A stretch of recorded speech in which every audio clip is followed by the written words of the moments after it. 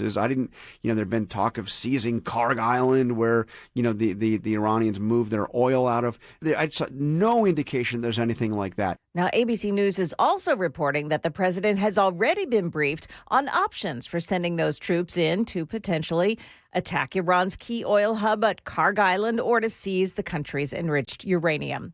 The first part of NASA's mission back to the moon is now done. The Artemis 2 mission lifting off last night from Cape Canaveral in Florida.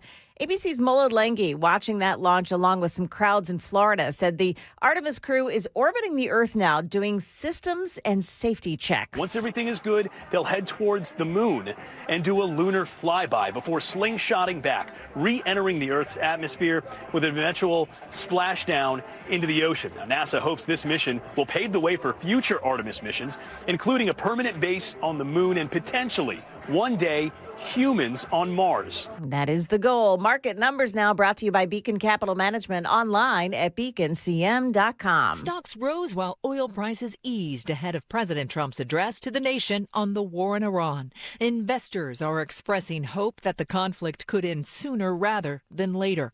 The Dow added 224 points. The Nasdaq gained 250, and the S&P rose 46 points. Oil prices also fell back toward $100 per barrel. Nike lost 15% despite reporting a stronger than expected profit. Analysts point to some lackluster financial forecasts. Elon Musk's SpaceX filed preliminary paperwork to sell shares to the public, according to two sources. A SpaceX IPO promises to be one of the biggest Wall Street events of the year.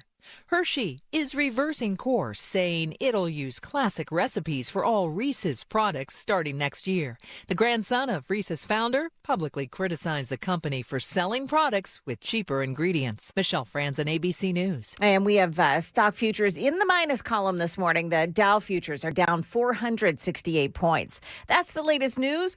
Traffic is next. I'm Joan Jones, WTN News.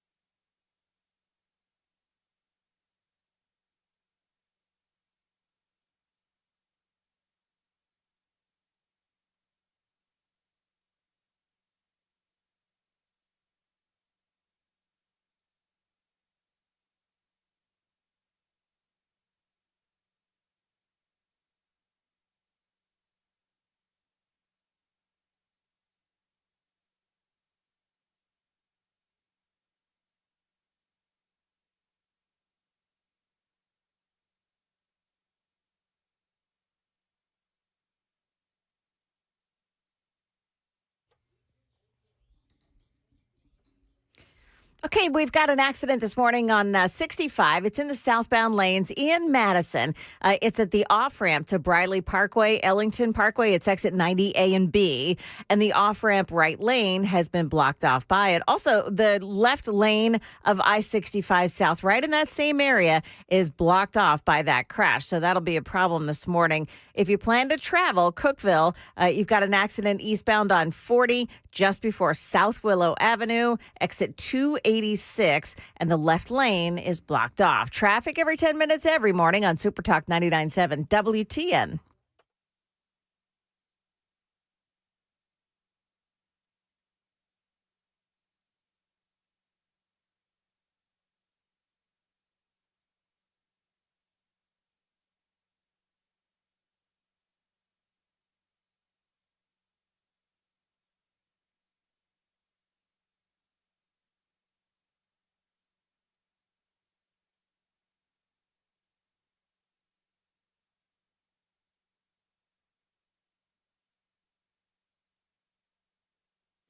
.506 Nashville's Morning News on Super Talk 99.7 WTN. Good morning to you, friends, and welcome on into your Thursday, April 2nd.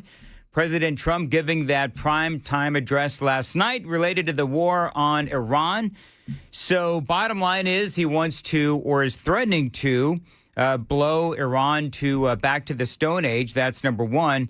And number two, as you heard Joan mention in the news, no indication or comments of ground troops and no real discussion of taking control of Iran's enriched uranium. So there's a lot to talk about there. Houston, we have a problem with the Artemis mission. Apparently, of all the things to break, Joan. Yes. The toilet. The potty. The potty on the, what is it? The Orion? No, it's the Artemis. Well, I thought, wasn't the ship, though, is called the Orion, isn't it? It is. Yeah. So anyway, of all the things to break, okay, if it's going to be a problem, it might as well be a potty problem. That's not going to, put the mission into the crapper, if you will. The best part about all this, and we'll get into this at 5:35. Best part of all of this is the memes, of course, with Marco Rubio holding a plunger. So, you know what I mean? The whole Marco Rubio has a million jobs. Yeah. All right, so we're gonna get into all of that at 5:35. Bottom line, the thing with the space mission. Yeah. This is really like Riker and Amy. They were like stuck to riveted the TV. by this thing. Yeah. And, I get it, especially Riker. He loves science and he loves space and all that kind of stuff. So, what interests me about this, and then I'm going to get into Trump's speech, but what really interests me about the Artemis mission is that, this is a space race with China. And so that's also part of the discussion. And Elon Musk, who was against this thing like a year ago, he is now all in on this thing because Elon Musk wants to put a bunch of AI stuff on the moon. So we're going to talk about all of that and a whole lot more straight ahead, including, by the way, the potty problems. I'm assuming that this is a highfalutin kind of toilet on the spaceship. So we'll have to we'll get into all of that. I have a little bit of information about what's going on there. Okay, very good. Yeah. I mean, how'd you like to be the plumber for the mission? Well, they had like one job. They have a problem, and then they call back and say, Houston, we have a problem, and then Houston comes up with a fix to tell the astronauts what to do to fix their own problem. It's like they don't really have a plumber on board. Oh, Ryan, you're gonna have to fix your own toilet there. Yeah. But the good news is that it's only a pee-pee problem. It's not a poopy problem. Thank you, Joan. You're welcome. You know I have all the details. That is. Oh, Ryan, consider yourselves lucky. This is just a pee-pee problem. Listen, as long as it's not one of those damn O-rings. It's too soon. Yeah. No, it's been like 40 years. You know what? Can I just say this? When I was watching the takeoff, Are you having flashbacks? I was, because I that know, was sort of like, Joan, not to get into an age thing, but I was a senior in high school in January of 1986. I think that you were already graduated from high school. I was in college. We were watching we were watching the liftoff while we were in class. Yeah, same here. And so I was -10. I can still remember, the Challenger exploding against that blue sky. Yeah. And so when I'm watching the spaceship go up yesterday. I'm glad you said that, because I sit and I watch these things and I think, Right. oh, please don't explode. Please don't explode. Yeah. And I think we all kind of had that PTSD thing. Right, and I when we always watch. do. And I realize one is a space challenger and the other one is the Artemis. And I get all that. There's differences, obviously. But, I mean, for me, I just remember, the ship going up and exploding when I was a senior in high school. And it's one of those, moments that you remember, like when I was in, I think it was junior high when Reagan was shot for me. What year was that, 81? Was that 1981 when Reagan was shot? Do we even know? Yeah, maybe. It's so long ago. Yeah. You'd think it'd be imprinted on my I brain. know. But I remember I was in woodshop when Reagan was shot. It's the same thing. So anyway, whatever. So luckily, though, 81, you were right. thank you. Luckily, though, I mean, obviously, if the only thing that has gone wrong is the pee-pee potty problems, as Joan put it, then so far so good on a 10-day mission. Orion, whatever you do, don't crack a window. I do wonder what happens if, there's got to be more than one toilet, right? Is there more than one toilet on that thing? I I wouldn't. think there's only one. Yeah. There but has to be more. it's a crew of 4. It's a novel Wait, thing, no, though. they've got a female, but they don't need a separate toilet. But So- this is the first They're time using they've one of ever those had happy a camper potty. buddies. This is the first time they've ever had a potty? They've never had a potty before. Oh, that's right. They had those, Bags. yeah, Yeah. hooked up in your suit. Oh, wow. Okay. Well, Yeah. For whatever reason, now this... You imagine a fight breaking out on the space deck? It's just like, Johnson, you better not. I'll throw my pee at you. Do you know what? How would you like to be one of the astronauts having to do the pee-pee dance? You really have to go. Yeah. There's And now only, you're like, floating. Get one. out of there. You've been in there for too long. Come on, man. Would it hurt you to use some air spray? Come on. Whatever. All right. Moving right along. Donald Trump last night talking about Iran. Here's part of what he said. That we are on track to complete all of America's military objectives shortly, very shortly. We're going to hit them extremely hard over the next 2 to 3 weeks. We're going to bring them back to the Stone Ages where they belong. Many Americans have been concerned to see the recent rise in gasoline prices here at home. This short-term increase has been entirely the result of the Iranian regime launching deranged terror attacks against commercial oil tankers in neighboring countries that have nothing to do with the conflict. This is yet more proof that Iran can never be trusted with nuclear weapons, and the country has been eviscerated and essentially is really no longer a threat. They were the bully of the Middle East, but they're the bully no longer. So that is Donald Trump. Now, yesterday, and Joan, we called this. Trump yesterday saying that Iran had asked for a ceasefire. Remember that? And I said, okay, so how long before Iran comes out and says, oh, no, we never asked for a ceasefire? That is exactly what happened yesterday after we got off the air. So the president, still mentioned that last night during the speech. But, part of the discussion has to be Iran's response to the speech, which is cynical, obviously. But they did come back and they said, no, we didn't ask for a ceasefire. And one of the other things that happened yesterday, the Revolutionary Guard said that not only was there no ask for a ceasefire, but that the Strait of Hormuz was under their control. Here's more from President Trump. This was, again, last night during his speech. As we speak this evening, it's been just 1 month since the United States military began Operation Epic Fury, targeting the world's #1 state sponsor of terror, Iran. In these past 4 weeks, our armed forces have delivered swift, decisive, overwhelming victories on the battlefield. Victories like few people have ever seen before. Tonight, Iran's Navy is gone. Their Air Force is in ruins. Their leaders, most of them terrorist regime they led, are now dead. Their command and control of the Islamic Revolutionary Guard Corps is being decimated as we speak.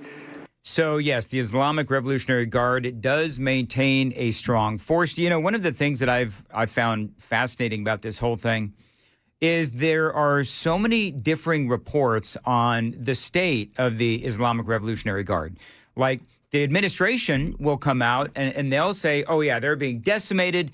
People are, bolting. They're quitting the Guard. And then you've got other people that will say, oh, no, they're doing just fine. Thank you very much. You also have people in Iran, actually, that are saying the same thing on both sides. If you're anti-Trump, then you're saying that the Revolutionary Guard is doing just fine. If you're pro-Trump, well, then the Revolutionary Guard is having a whole lot of issues. I don't know.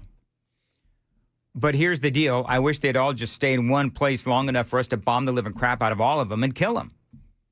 They are controlling the Strait of Hormuz, and they're said to be running the government right now, which is, pretty much what they've been doing since this whole thing started.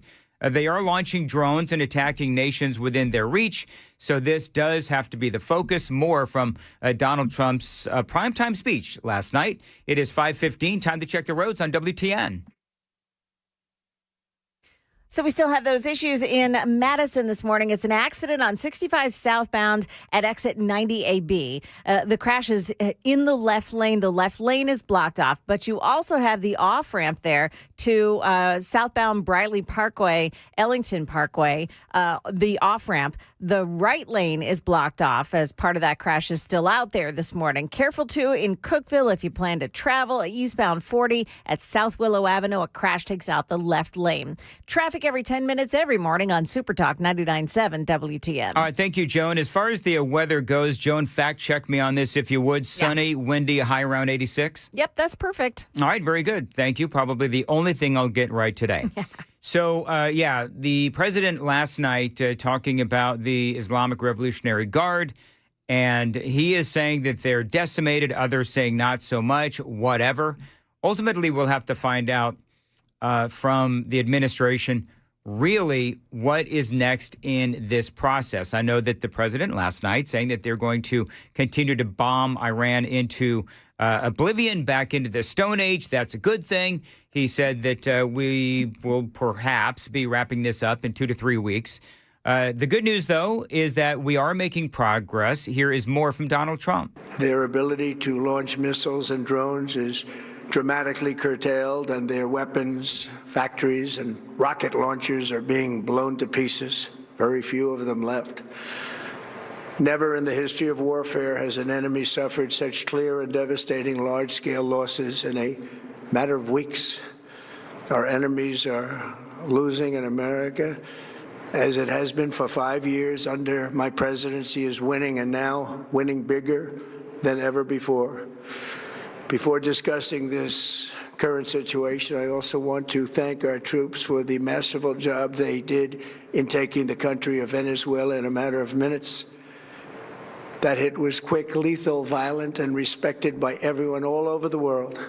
Yep, and absolutely, as far as our troops go. And I will say, and appreciating the troops, praying for our troops every day, but I do believe that the president, I think that he did a good job of explaining, again, why we're there. I know that there's a lot of people that will say, oh, he didn't give a clear direction. He didn't say why we're there. I don't know how many different ways that the administration can say it, whether it is Pete Hegseth, whether it is Marco Rubio, whether it's President Trump himself. But here's the deal.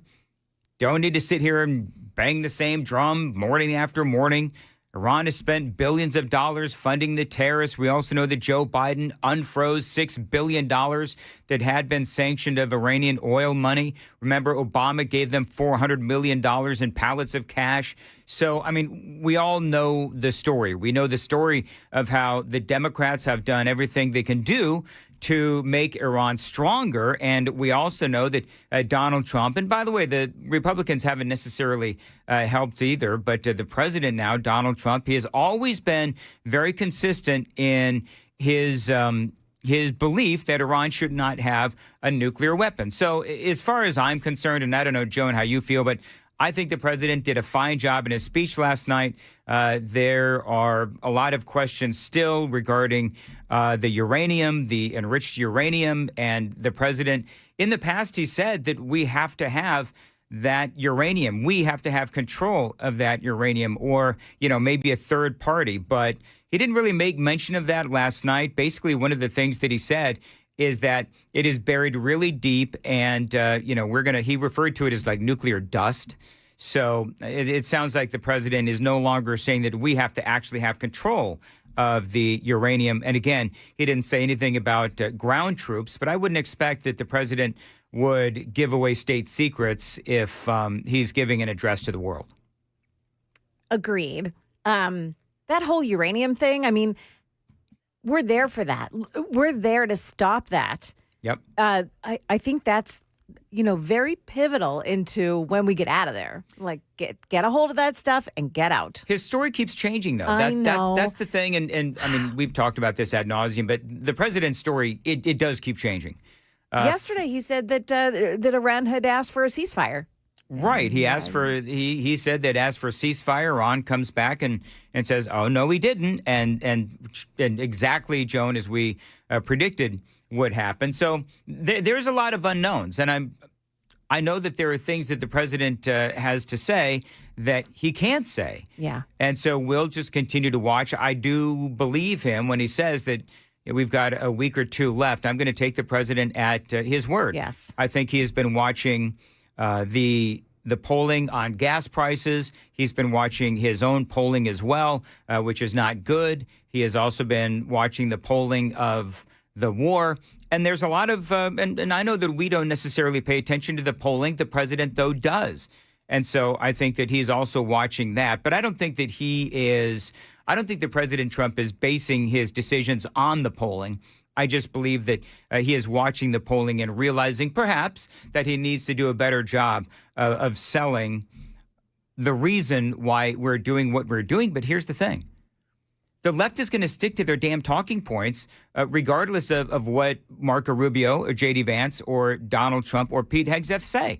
The left is always going to say the same thing over and over again. He's not selling the war. Why are we there? Et cetera, et cetera, et cetera, as opposed to, giving him credit for the incredible military feat that we've already seen in Iran. There's still a lot more that we need to accomplish. It is 5:23. Joan's got the news coming up at 5:30. Joan. Yeah, coming up here. It doesn't look good for President Trump's birthright citizenship order. Also, what to do if you see a wayward waymo. Those stories coming up at 5:30 on Super Talk 99.7 WTN.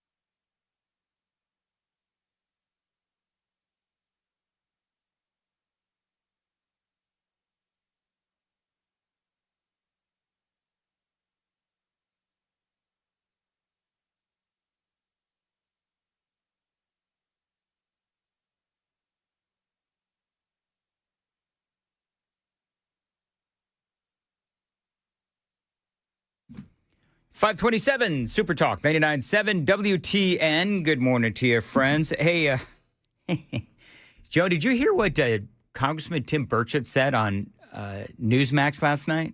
No. Oh, Did my he call anybody goodness. some a-holes? No, he didn't, but he was honest about some of the intelligence that he's seen regarding life on other planets. Oh. It was like, I'm used to, I like Tim Burchett. He tends to be rather blunt about things, which is one of the things that I really like about him. This was Tim Burchett at his bluntest. And one of the super texters said, "Hey, Mandis, do you have the Tim Burchett bombshell?" I do, as a matter of fact. And that is coming up at 5:35. We're going to talk about Artemis 2 and the potty problems on the Orion. We're going to talk about that and a whole lot more straight ahead on Super Talk. By the way, it looks like the American people, at least the military veterans, are all in on the war in Iran. This is on CNN. And listen to this. I thought this was fascinating, actually. Harry Enton. Overall public and those who are either currently or have served in the military. Take a look at this Fox News poll that came out during the past week. Net approval rating of the current U.S. military action against Iran. Look at that. Overall, Fox News shows a dead even split. But look at those who served in the military. Significantly higher support for the U.S. military action currently going on in Iran at plus 20 points. Yeah, plus 20 points. So clearly, if you're a military veteran, unless you're like Joe Kent or Sean Ryan, and others, I'm sure, you are for the action, the military action going on in Iran. That should not be so much of a surprise, because take a look at how they view Trump's foreign policy overall. Again, look at those who served in the U.S. military versus overall. If you look at Trump's foreign policy overall, the net approval rating on that per Fox News, those who served in the military, they like what's going on average. Look at that. The net approval rating plus 8 points for Trump's foreign policy. But look at those overall. Way, way down there at minus 20 points. We're talking about a nearly 30-point gap between those who served in the military and overall. Yeah, I mean, so if you are in the military, you like what the president is doing. Overall, though, the president is underwater on the actions in the Middle East. It is 5:30 on Super Talk 99.7 WTN.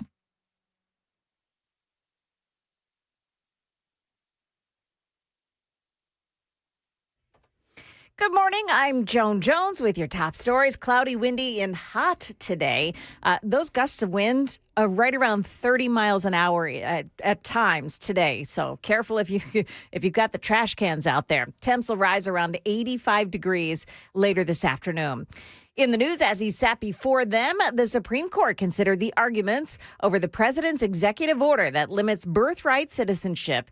He became the first president to attend the court. Several of the justices appeared skeptical, though, of the arguments from the administration. They were led by Solicitor General John Sauer. For over a century, courts and the government have interpreted, all persons born here and subject to the jurisdiction thereof to apply to anybody born here. If you're born on U.S. soil, if you're a U.S. citizen. But Trump, on day one of his second term, released an executive order which redefined really what subject to the jurisdiction means. ABC's Devin Dwyer there. Sauer argued that at least 500 companies are operating in China, a cottage industry designed to help pregnant women deliver babies in the U.S. and then return to China. Driverless Waymo cars have been spotted all over Nashville, but they've also been spotted doing things they shouldn't be doing, like stopping in the middle of an intersection and entering a construction zone. News 2's Caitlin Quisenberry says there's a new way to track these issues. Since March, when Waymo vehicles became fully autonomous in Nashville, 911 has handled at least 30 incidents involving the self-driving cars. To track issues, the city added a dedicated autonomous vehicles portal to Hub Nashville. What's different about it is typically when you report something to Hub Nashville, there's some sort of response. Right now, this is being used within Hub Nashville for gathering information and data. Yeah, so to report a Waymo gone wrong, go to Hub Nashville or call 311. Emergency responders say 911 should only be used in the case of real emergencies. That is the latest news. Stick around for traffic next. I'm Joan Jones, WTN News.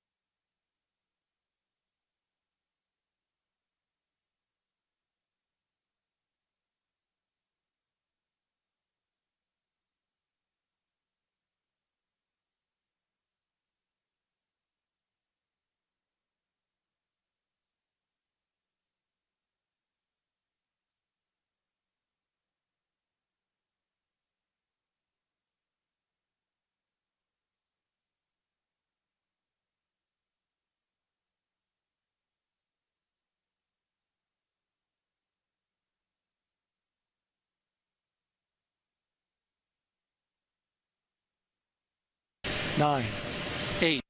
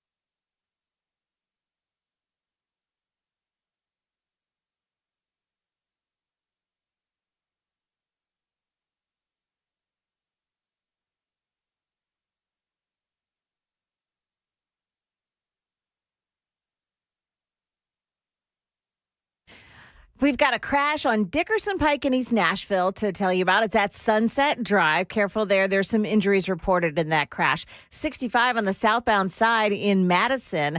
There's a crash. The off-ramp there at Briley Parkway, Ellington Parkway. It's the right lane blocked off, so it's a little difficult to get around that this morning. However, it is open to traffic. Traffic every 10 minutes every morning on Super Talk 99.7 WTN.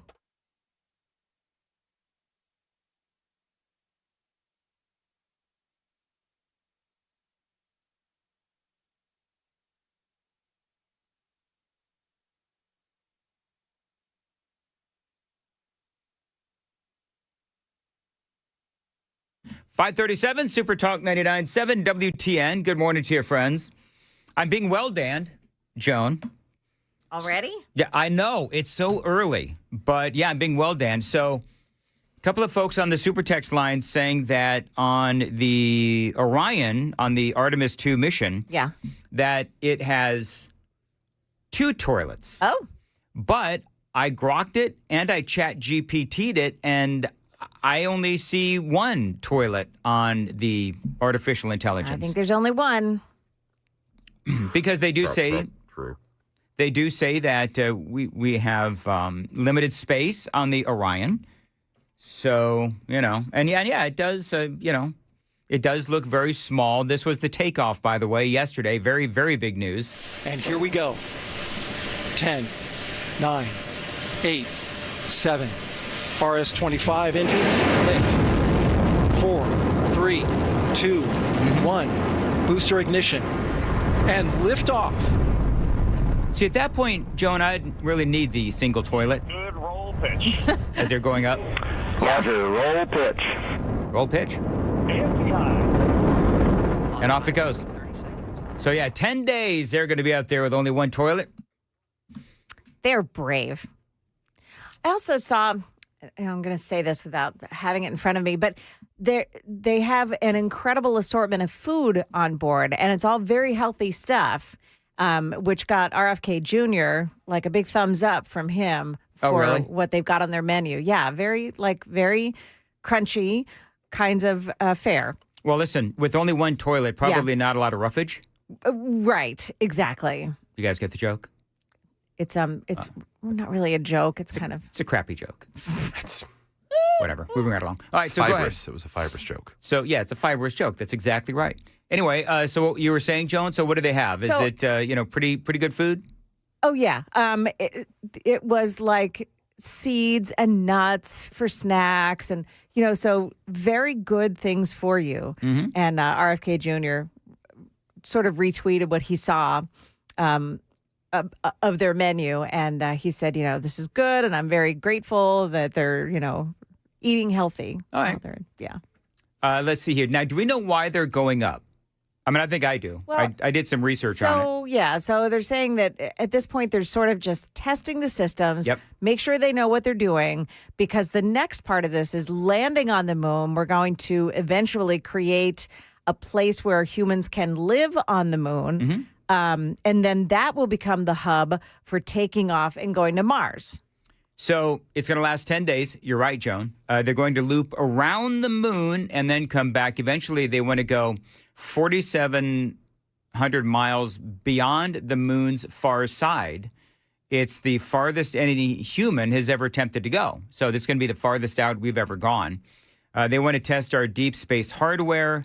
They want to collect data on radiation exposure because they want to know how people will react to, I guess what's up there.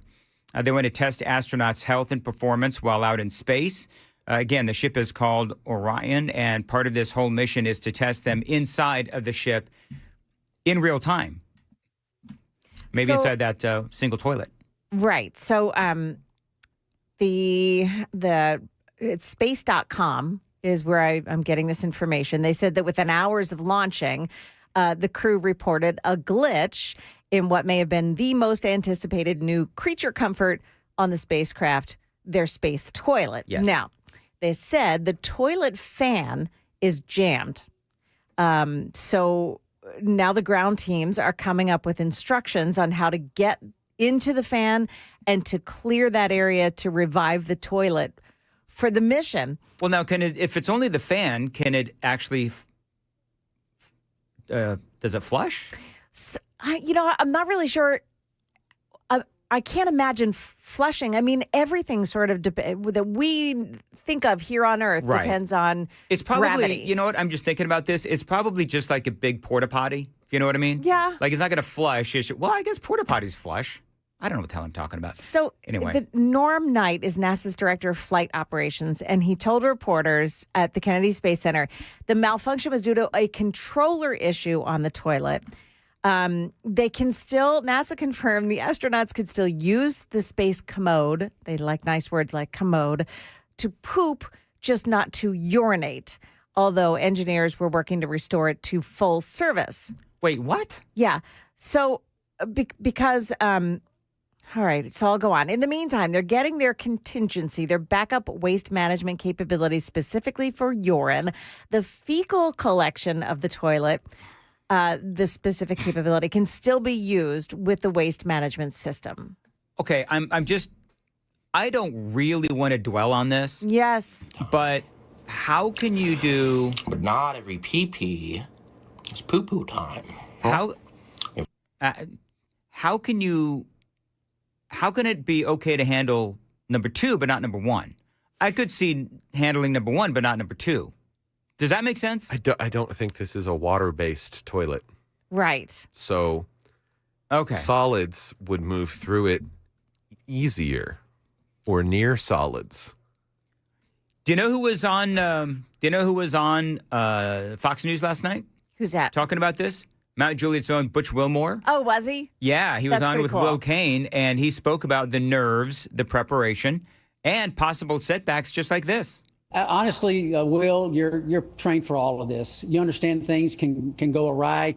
little small problems that's, small in significance as far as the detail. Maybe you're not getting a signal from the system that you need to verify that it's operating correctly. And you understand these are the type of things. And if they were to scrub, the guys will, they'll have their go forward hat on and press forward and crawl out and just prepare for the next opportunity. I don't know about you, but, watching this, you could just kind of like feel the anticipation and the stress and the worry about what's going to happen. I spoke earlier about the PTSD from, watching the Challenger blow up when I was a kid, a senior in high school.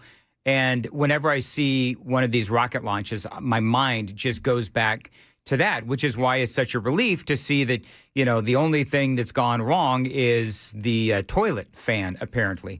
Wilmore was actually asked about those nerves. You really are ready to go. You've done all the preparation. You prepared yourself physically, mentally, emotionally. Everybody's done all their work. You're in the capsule. You're laying there on your back. And when that clock hits 0, there's a huge amount of relief. But that's very short-lived because now you've got responsibility and you got to focus on your tasks. So we talked about the mission of this mission, the missions of the mission, right? What do they want to accomplish? They want to test our deep space hardware, collect data on radiation exposure, test astronauts' health and performance while out in space. And there's a lot that, I'm just obviously skimming the surface. But, Wilmore was asked, more generally speaking, what it is exactly that they hope to accomplish. It's a stepping stone. We're planned to go to the surface and maintain a human presence on the surface. And you can't just go one big full step and just go and do that. You need to learn the spacecraft that takes you there and brings you home, everything about that. And that's the primary mission of a primary task of this mission, to learn everything about the Orion spacecraft in the ascent portion, the terminal TLI burn, terminal lunar initiation burn, and going and doing all of those tasks to make sure everything is working properly according to design, verifying those systems, certifying the spacecraft, and going forward. All right. So, by the way, if everything goes according to plan, we could land on the moon again, because we're not landing on the moon on this trip. As Joan said, that's for the next mission. That's going to be early 2028. They talk about the possibility of sustained presence on the moon. It was 1972 when we did this the first time around, go to the moon. I was 5. Murphy Show was bragging yesterday that he wasn't even born. Oh, stop it, Murphy. Exactly. Gosh. Making the rest of us feel old. By the way, leading into the mission, the guy in charge of NASA, his name is Jared Isaacman. Yes. He talks about whether or not they may find life on Mars. He was with Benny Johnson. Listen to this.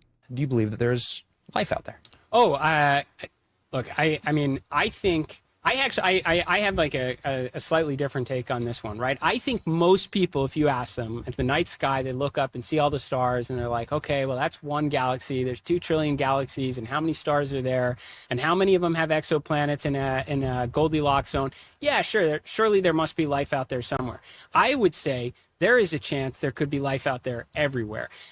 If we go, now, it doesn't mean it looks like us. It doesn't mean it has the tentacles like you have in the movies. But I would say if we can get to Mars and we can bring samples back, I'd put it at a better 90% chance that we could prove there was some microbial life on Mars. Now we have a mission called Europa Clipper, going to the moon of Europa, where we think there could also be biosignatures. We are launching a nuclear-powered octocopter in 2028 to go explore Saturn's moon of Titan. Now, what if you find biosignatures there? It changes the whole equation from looking up and saying, well, the odds would say surely it's out there somewhere, to what if in our own solar system it could be everywhere? That would be, I think, it would be the most like consequential discovery in human history, right? And that's what we do here at NASA. We go out and try and unlock the secrets of the universe. So he's not talking about like a one-eyed cyclops with, little arm, whatever. No, he's talking about microbial life. Which, I mean, if anybody's seen Age of Disclosure and some of these other, if you've seen some of these other documentaries, there are a lot of people, really high up people, and I got video now, if we could, Sam. There's a lot of high up people who will tell you, oh, no, we do have the one-eyed cyclops out there, and their technology is actually better than ours. This is Tim Burchett. He's on with Rob Finnerty, and they start talking about life out there. I don't have the tinfoil hat on just yet, Congressman, but I'm wondering, kind of how you react to that, because you are connected. You're on the UFO subcommittee. I mean, I'm just wondering what you make of that. Have you heard anything like that? Well, I'm still a member of Congress, so I can't really comment too much on what Matt said. But I will say this. Wait, seriously? Are you being serious, or is that tongue in cheek? Yeah, he's being serious. Like, he would not talk about it, Joan. Yeah. But then he talked about it. 100% serious. Okay. I've been 100% serious. I've been briefed by just about every alphabet agency there is. And I'll just tell you this. If they would release the things that I've seen, you would stay up. You'd be up at night worrying about or thinking about this stuff. We just need to disclose it all. I'm sick of it. Well, I was briefed. I'll just tell you this. I was briefed last week on an issue, or excuse me, 2 weeks ago, and it would have set the earth on. This country would have come unglued, I think, if they would have heard all that I heard. They would demand answers, and we need to. But it's never going to get. Unfortunately, it just keeps getting covered up, and the people that know are dying or disappearing, as the case may be. Wow. And for the record, I'm not suicidal, and I don't take risks. What? This is so classic Tim Burchett. Yeah. By the way, do you know what and I got a little bit more on him, but do you know what he's talking about? Yeah. So Matt Gaetz says that he was briefed on a secret alien breeding program. So apparently, Gaetz, a former representative, and this is from The Independent, said that he was told that alien-human hybrids are being created to enable government officials to communicate with beings from other worlds. I swear, I knew that was what Nancy Pelosi was. Speaking on The Benny Show with prominent right-wing influencer Benny Johnson yesterday, the ex-lawmaker revealed that he received the information at his office in Florida in a non-classified setting. And so that's what Tim Burchett is responding to. So, I mean, you believe that? Sam, do you believe that? That we're I guess, would you call that crossbreeding aliens and humans so that we could actually communicate with aliens? What do you think, Joan? I'm sorry. I just dropped a little audio on you there. I'm sorry. It's all right. What do I think about? Do you think that we are actually crossbreeding aliens and humans? I think that that's a ridiculous notion. It's ridiculous. It's insane. We're talking about human beings that were. If you go back to the creation story in the Bible, I mean, we were put together by God in His amazing when you just think about the body, just think about the birth of a baby and how a baby is formed within a body, and how the earth is so amazing too. I don't think that we should be messing around with or even thinking about how we could procreate with another being. It's just so I don't think stupid. anybody's hooking up with an alien, but what sounds like they're doing is they're trying to create a alien hybrid person, alien person hybrid. And I mean, I agree with you, Joan, but our government doesn't care about the Bible and God and everything else. They just want to be able to communicate with other beings. Sam, yes or no? You think that we're actually doing this? I wouldn't be surprised by it. I mean, for crying out loud, Fauci butchered beagles. So, does it really? Not anymore. That program is over. Not anymore, but he did. Yeah, I know. The point being that is there really a low that they wouldn't stoop to for the purposes of? I mean, there are scientists out there that believe the wildest things because of, the science, man. They don't. Right. The morality is a little bit screwy for them based on what you would consider traditional values. And do you think that Tim Burchett, because he wouldn't comment on it because he's still a member of Congress, I think that actually kind of tells you that that's actually going on. Tim Burchett loves the attention. Come on. I love Tim Burchett, dadgummit. But I think he loves to have that attention on him. And to keep his constituents kind of, somewhat distrusting of the government. Yeah. It's to keep, because the thing we love about Congressman Burchett is that he is trying so hard and gets met with the roadblocks of trying to drain the swamp that is D.C.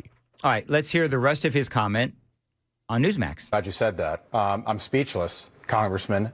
We You will should have you be. back. You should be. And I I told am. the president, release it all. And the problem is the people that are around the president don't know and the president doesn't know the questions to ask. A few of us are going to have to get with the president and tell him what he needs to ask and where he needs to look. I mean, we're in meetings and they give addresses and tell locations of items, I'll just say. And the public has a right to know, dadgummit. It's your tax dollars. Absolutely. Let's get it out there. You got my attention, Congressman. So some people, 5711, guys, it was April Fool's Day yesterday. And then you're supposed to say it when you're done with your joke. Do you think that, well, wait a minute. Does he? I appreciate you Let me see if he being drops as forthcoming as you have been tonight. And we look forward to having you back. Look, I know Donald Trump wants to disclose something. He hasn't done it yet, but I think he wants to be the president to do that. Tim Burchett, thank you. All right, so he didn't say, and I don't know, Matt Gaetz, I don't know if he said April Fool's Day or not, but I mean, I don't hear any kind of an April Fool's joke in there, like just kidding. People are saying Nephilim? N-E-P? Nephilim. Nephilim. What is that? It's a... Joan? Okay. They're the mysterious, powerful figures that are mentioned in Genesis 6 and also in Numbers, often interpreted as violent giants or the fallen ones, resulting from the union of sons of God and human women. The first demons, essentially. Yes.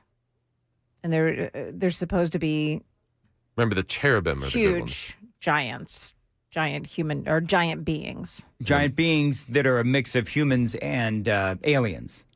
I don't know if we call them aliens. They're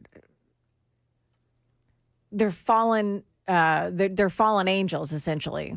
Got it. Okay. Well, really interesting and intriguing. So, Well, yeah, I guess maybe yes, you could link the two in some weird way, perhaps. Joan, you going to be okay? I sense a little bit of disturbance in the force of Joan Jones. Now all I want to do is go read. I know. See, I can tell because you just went on like a 5-minute monologue on what the Bible says, and now the Bible there's this story arc in the Bible. According to the book of Enoch and early interpretations, the Nephilim's destruction was a primary purpose of the great flood sent by God. Okay. So, all right, maybe some, but not all. They served as symbols of pre-flood corruption and wickedness. Oh no, not wickedness. Yes. Oh, there's a lot of wickedness in the world today. All right, very good. 5:57. Joan's got the news coming up at 6. Joan. Yeah, there's been a shooting at an Antioch apartment complex overnight. We'll tell you about that. Also, is President Trump ready to make another change to his cabinet? Some say he is. We've got those stories coming up at 6 on Super Talk 99.7 WTN.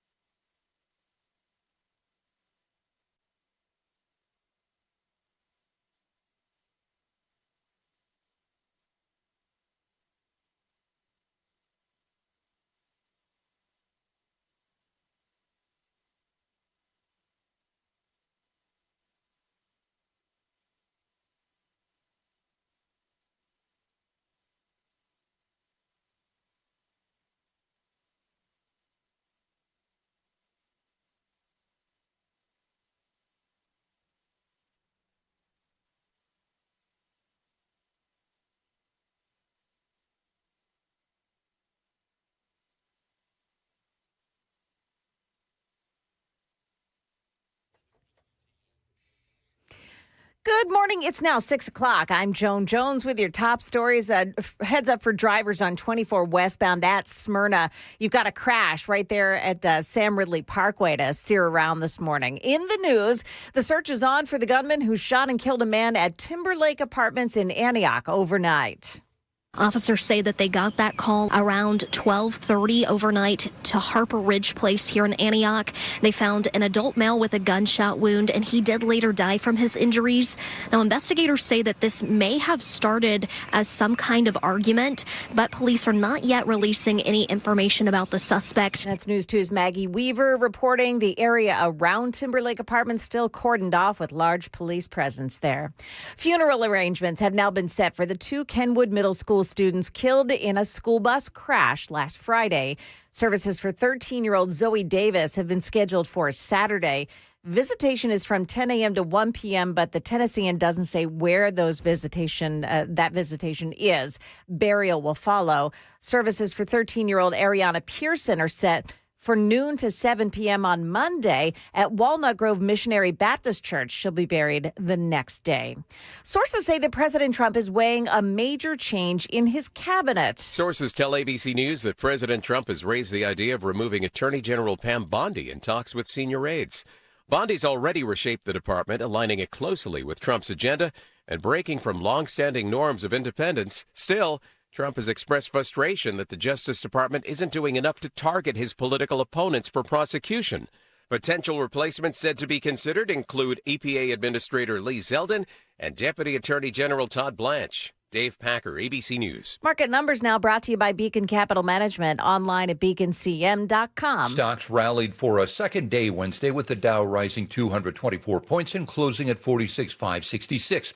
The S&P picked up nearly 0.75%. The Nasdaq Composite gained back 1.1%. That was yesterday. Today, futures for the three major indexes are sharply lower after President Trump's address to the nation last night. Trump says his goals for the war with Iran are nearly achieved, but that the conflict is likely to last several more weeks. And stock futures right now, the Dow futures down 502, the Nasdaq futures losing 387, S&P futures they're minus 82. That is the latest news. Traffic is next. I'm Joan Jones, WTN News.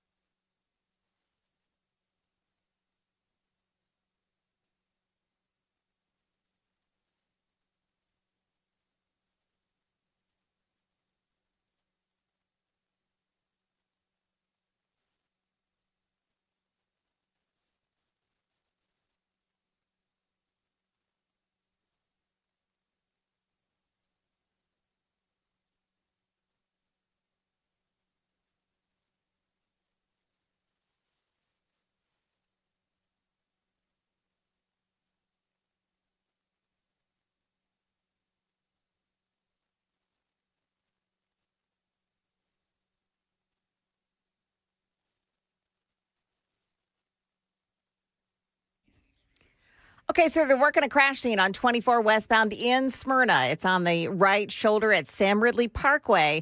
The right shoulder is blocked. It's just causing some delays. Apparently some looky-loos as everyone's checking out what's going on the side of the highway there. Also want to let you know that TDOT is on a highway, is on a holiday, make that, for the holidays. You've got no new work zones and no closures added.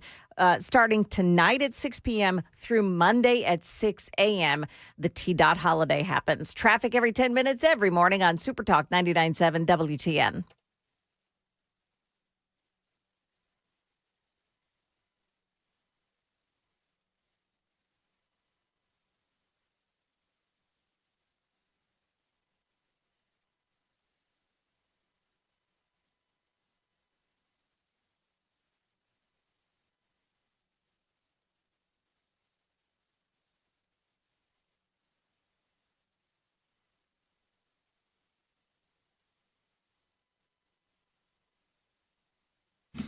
.606 on Super Talk 99.7 WTN. Good morning to your friends. Hope you are doing well, and welcome on in to Nashville's Morning News for a Thursday, April 2nd. As far as your weather goes today, sunny, windy, and a high around 86 degrees. Sorry, does that say sunny or cloudy?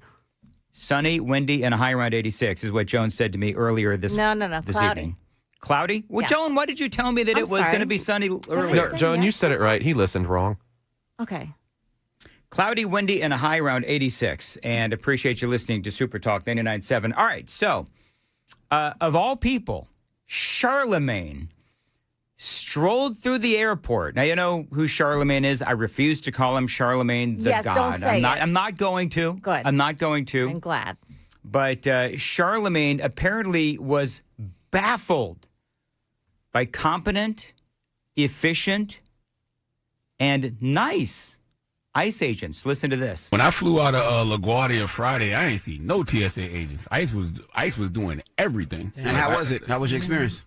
I mean, they were great. To be honest with you, like to be honest, I'm just being, like they were. And that for that particular terminal, I was flying out of LaGuardia. I forgot what terminal it was, but yeah, they were being extra nice, like Chick-fil-A workers. I was saying to myself, I'm like, there's no way in hell this is the same ICE agents that was on the streets of places like Minnesota with the mask on. Like they not wearing masks, like they being super nice. I think it's a psyop, okay, for the midterms, right? Because if you put them in the airports and they're super nice and they're helpful and they got things running efficiently, when he says we're going to have them at the polls in November, nobody going to think twice about it. Yeah, I'm pretty sure that's not how it works, Charlemagne, but thanks. Yeah. You know, it is amazing, though, what happens when you have a bunch of ICE agents at the airport who are not being attacked and they're not being demonized. That's what happens.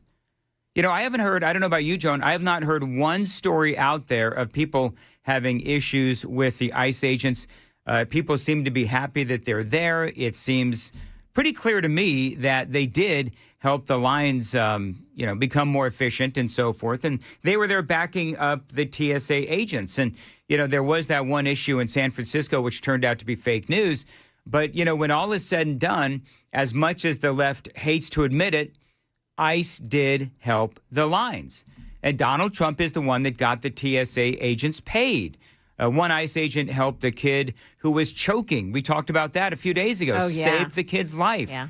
Now, as far as the ICE agents at voting places and that whole idea that this is a psyop, okay, well, we don't know if the president is going to try to do that, send ICE to polling places, but the bottom line is you're not allowed to do that. This is a big debate about what's going to happen at the midterms. Deputy Attorney General Todd Blanche, he actually said this at CPAC, and it did freak a lot of people out. This is Todd Blanche at CPAC. It's a little 9-second statement that went viral very quickly. Here is what he had to say. Todd Blanche. Like, why is there objection to sending ICE officers to polling places? Illegals can't vote. I mean, it actually makes all the sense in the world. And I like Todd Blanche. And he is right. Now, the problem, aside from the fact that it is illegal, is you can't have government forces, as they say, patrolling poll sites unless it is to repel armed enemies of the United States. Just a few quick illegal immigration notes this morning. The LA exodus is in overdrive. I've got audio only, Sam, if we could, audio only. This is what is going on in Los Angeles and in California by and large. The exodus continues. We've got shocking new figures showing Los Angeles losing tens of thousands of residents, one of the biggest population drops in the nation. Experts pointing to soaring costs, shrinking opportunity, and policy failures driving people out. You know, when you talk about the policy failures of what is going on in Los Angeles and California by and large, it's almost like how much time have you got, right? We're talking about the soft on crime policies. We're talking about being taxed into oblivion, harsh COVID crackdowns going back a few years, and of course the high taxes, the fraud, the sanctuary city status as well. So that's why you've got a lot of people that are now leaving Los Angeles and leaving California. Now, at one time, and I remember this, Gavin Newsom was out there saying, you know, what population decline in California? We've had a bounce back, Gavin Newsom said. Well, you know what the reality was? This proves what I said a while ago, which is that now that we are seeing yet again an LA and a California exodus after this supposed bounce back, it tells you that the population growth that Gavin Newsom was talking about were illegal immigrants coming into California, coming into Los Angeles. He just didn't want to admit it. This is from the Washington Times. The failures of governance in Los Angeles hammer home this point. Los Angeles County has lost over 300,000 residents alone since 2020. And the only year that the county has added more residents than it lost was in 2024. Just as with the broader state, Los Angeles did not suddenly get better at governance to woo back thousands of residents in 2024. Both the city and the state were simply relying on Biden's open border policies to replace departing California residents with illegal immigrants. Anybody shocked by that? I'm not. I left California because it was turning into a literal crap hole. Those of you who know my history know that I left California many years ago. I left California before leaving California was cool. As a matter of fact, I think it was about, I don't know, I have to look at a calendar, but I mean, it's been years ago now, 15, 20 years ago now that I left California. Clearly, it hasn't gotten any better. Christopher Rufo did some reporting yesterday on some of this. They say multiple senior HHS officials estimate that under Gavin Newsom, California's state Medicaid program has lost 25% of its budget to fraud. You know what that means? Illegal aliens. That is exactly what that means.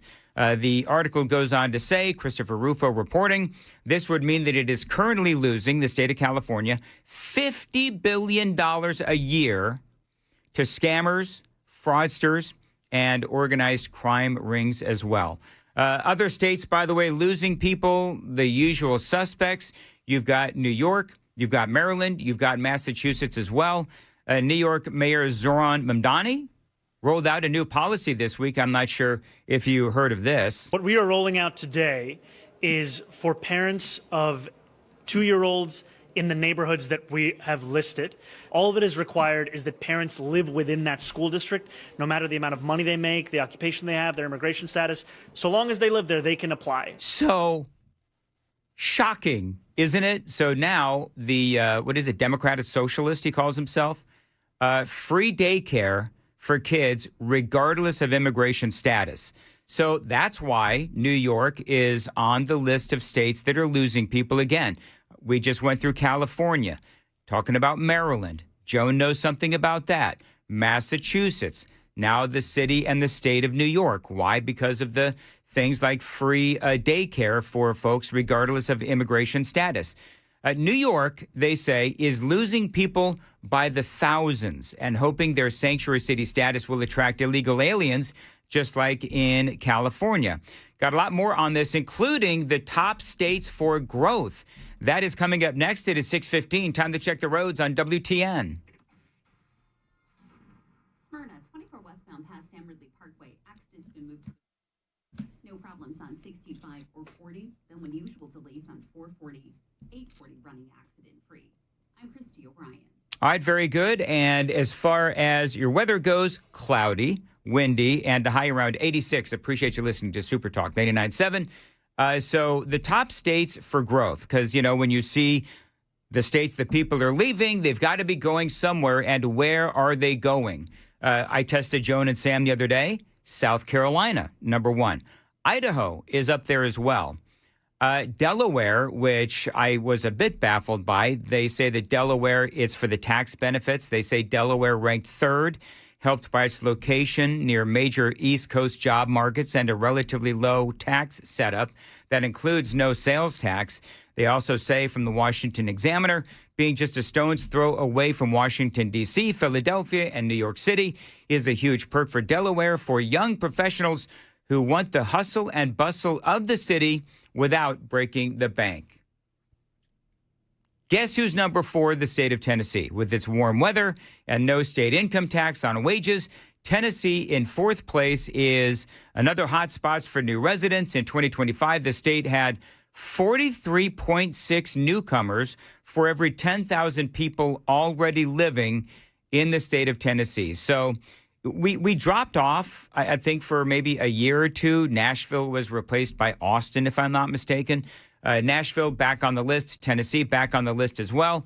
Hire a Helper said its appeal now goes beyond just its lack of state income tax, with Nashville in particular benefiting from job growth, cultural pull, and rising investor interest. This is interesting what they say. They say that Elvis fans flock to Graceland in Memphis, Tennessee. I don't think people, though, Joan, you think people are moving to Memphis? I don't think people are moving to Memphis. I think people are moving to Nashville and our suburbs. I think that people visit Memphis. You can see it. I feel like Nashville is busting at the seams and it's spreading out all over the place. It is. It is. With new construction. Murfreesboro is just so it's incredible how many new developments are being put in without the roads being changed at all. So it's jammed every moment of the day. And in areas like, I think, Spring Hill, Sam has mentioned before, Spring Hill is like crazy busting out at the seams. So many places are just growing and growing and growing in this area. Do you know what I've noticed, too, which is really interesting? Is when people, like I drive down Saundersville Ferry Road on my way to home. Mm-hmm. And they're like tucking in homes wherever they can. Yes. Like if there is a little itty bitty plot of land where you can fit a couple, 2 or 3 homes on there, they'll put them there. Yeah. And I mean, they look exactly alike, and that's the kind of stuff that I hate, but whatever. I mean, they'll sell them and they'll get good money for those homes. Yes. For inflation perspective, I grew up in East Nashville, which was kind of the like real estate high point for the longest. You could buy a 1/10 of an acre plot in East Nashville in like 2010 for $10,000. Yep. Now that same plot's going to go for $100,000, and they're going to build a $500,000 house on it. Yeah, I mean, even if you wanted to buy a plot of land and put like manufactured home on there, Stoltzco. It's still very expensive. That's right, Stoltzco. By the way, rounding out the top 5, Joan? Yes. Sam? Oh, you want guesses? Can you guess? I think I heard this earlier. Virginia is one of them, which I thought was really weird, right? Alabama. Alabama. Really? You know what? In fairness to Joan, it just depends on what list you're talking about. Yeah. Because you've got all these different lists. And, the one thing that all of the lists have in common is the states that people are moving to, by and large, with the exception of Delaware, all in the South. Yeah. Oh, right? Yes. Yes. So it's crazy. California is losing residents left and right. It's interesting, by the way, there's been, so you mentioned Virginia. Illegal alien crimes, I'd hate to be a Danny Downer, but illegal alien crimes continue to horrify across the country. You mentioned Virginia. There's been a bunch of murders in Virginia at the hands of illegal aliens. Yes. And now the governor there, Abigail Spanberger, do you know one of the first things that she did when she got into office is she signed an executive order basically banning the state and local jurisdictions as well from cooperating with ICE. Yep.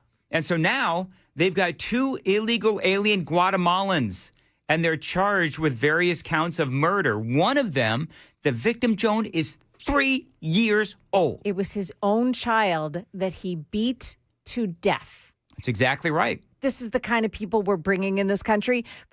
Do you remember back in 2015 when President Trump began his campaign to become president, and he said they're sending us, they're criminals, they're drug dealers, they're sending us the worst of the worst, and he wasn't kidding. No, he wasn't kidding at all, and he said it. I mean, to be honest, he said it ad nauseum, but that didn't mean that it wasn't true. Yeah, it doesn't help that the proposal in Virginia, HB 863, it would repeal mandatory minimums and prison sentencing for manslaughter, rape, possession and distribution of child pornography, assault on a law enforcement officer, and certain repeat violent felonies or three-strike style enhancements. Those would all be repealed.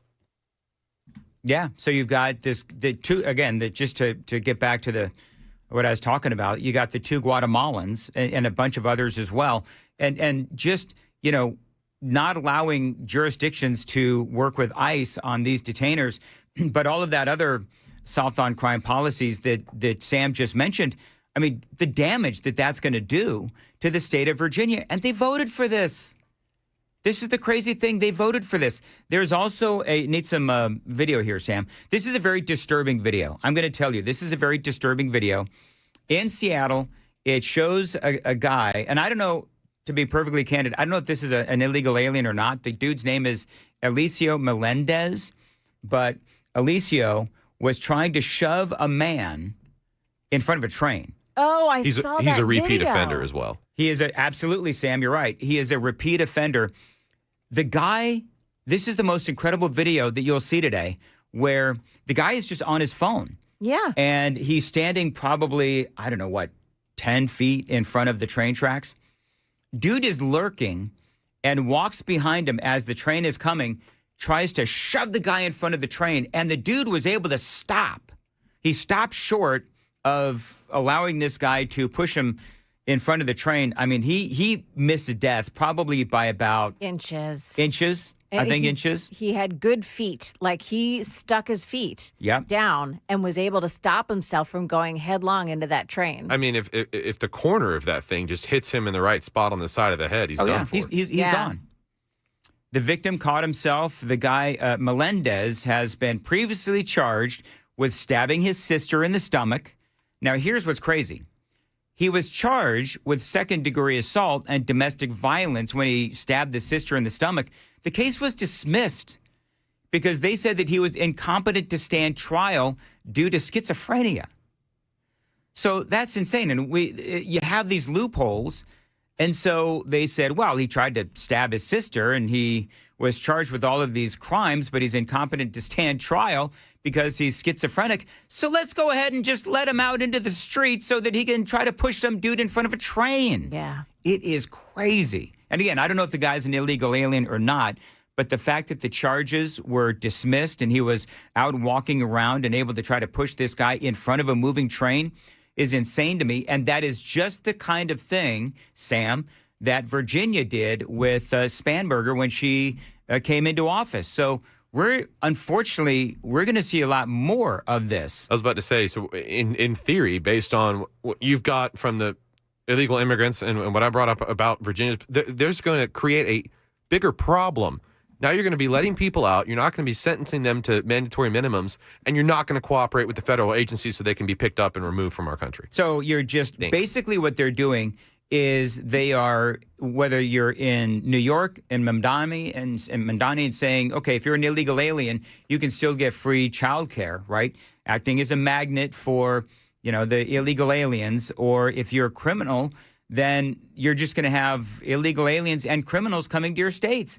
This is why I am so glad that the state of Tennessee is doing what they're doing to cooperate with the Trump administration to demagnetize the state of Tennessee. So kudos to the state legislature, although there's still people out there that will say, oh, no, we have a supposedly conservative state legislature in the state of Tennessee. Just shut up. It is 6:25. Joan's got the news at 6:30. Joan.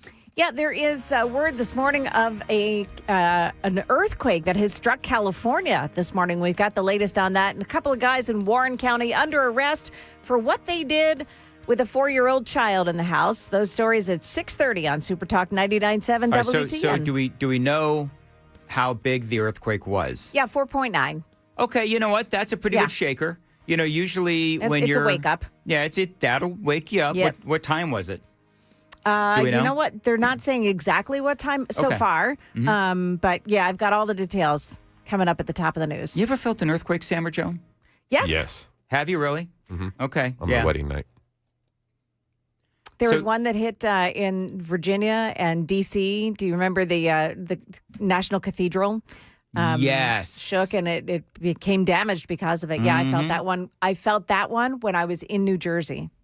Yeah, earthquakes, they'll wake you up. Yeah. And I've been through a lot of them, obviously being from California. So anyway, we'll get more details on that from Joan. It is 6:26 on Super Talk 99.7. Dan Mandis here. For my friends at Contours, summer is months away, but the work to get that beach bod back begins right now. My friends at Contours, they can help you get it back with FDA-cleared red light technology. Now, red light technology, it is all the rage, and Contours is going to help you target those areas that you hate. Now, whether it's your belly that you hate, maybe your arms, maybe your legs, whatever problem area you have, they can solve that problem. No pain, no surgery, no downtime, just results. And I usually fall asleep during my treatments. Now, real men and women from Franklin and all across Middle Tennessee have been checking out Contours and seeing real results. So your beach trip isn't that far away. Let Contours help you get rid of those trouble spots. And right now,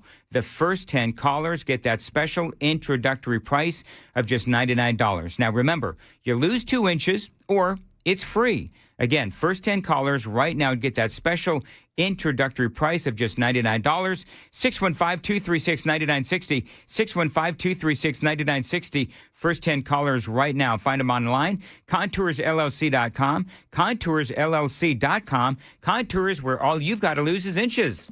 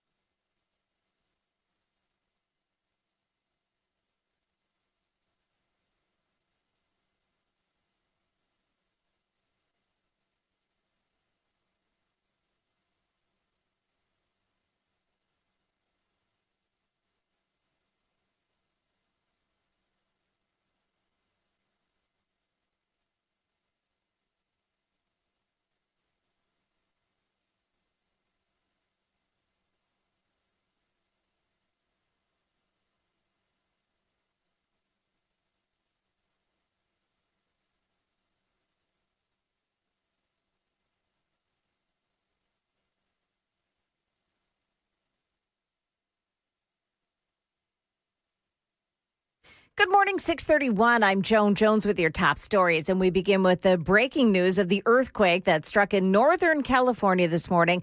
The U.S. Geological Survey saying this was a 4.9 magnitude earthquake. The epicenter near Boulder Creek, California, about 65 miles southeast of San Francisco.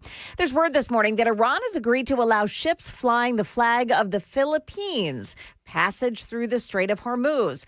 They were also going to allow any energy-related commerce on ships from the Philippines to travel through the strait. 2 Warren County men are facing drug charges after police, armed with a search warrant, discovered meth, drug paraphernalia, and a loaded gun in a home with a 4-year-old inside. That child has been handed over to family members. Police say 9 other guns were found in a separate safe. Arrested are Michael Reagan and Joseph Muncie. They're both being held in the Warren County Jail. And another weight loss drug is on the way. The FDA has approved a new GLP-1 weight loss drug. It's a pill called Foundeo from Eli Lilly. It starts at $149 for the lowest dose without insurance. It can be taken any time of day with no food or water restrictions. It's available beginning Monday. That's ABC's Hannah Battah. That is the latest news. Traffic is next. I'm Joan Jones, WTN News. Pick a Jones, 633, Super Talk 99.7. Skip the spring cleaning and sell your home hassle-free with the guaranteed offer from Mark Spain Real Estate. You know, the spring real estate market is indeed in full swing. Skip the hassle of listing your home on the market and sell on your terms with the guaranteed offer from Mark Spain Real Estate. No showings, no open houses, just a strong all-cash offer, and you're going to close in as few as 21 days. Now, one of their clients, Caitlin, said this: working with Mark Spain Real Estate, it was so easy, and they exceeded my expectations. It was a very competitive real estate market, and they helped us accomplish our goals. Says I would 100% work with Mark Spain Real Estate again. Mark Spain Real Estate has been helping homeowners, just like Caitlin, sell their homes for 30 years. They've served over 72,000 satisfied clients. Don't worry about the inconveniences of selling your home. The guaranteed offer from Mark Spain Real Estate makes the home selling process seamless and stress-free.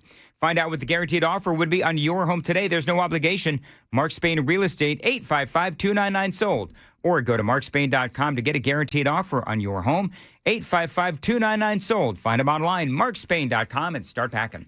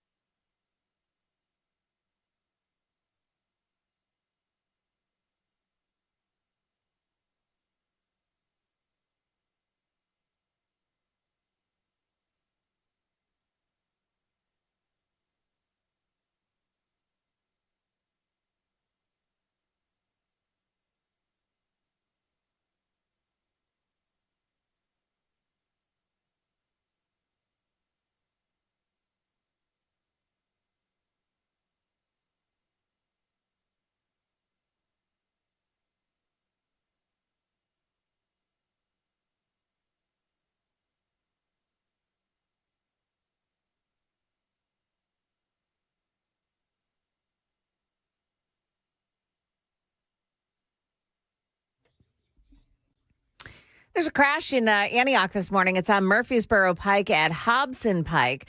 That one involves some injuries. Pretty slow from on 24 westbound through the Laverne area all the way into Nashville this morning. Normal volume delays on 40 as you make your way in as well. It's also normal volume at the merge of 24 and 65 to the north. Traffic every 10 minutes every morning on Super Talk 99.7 WTN.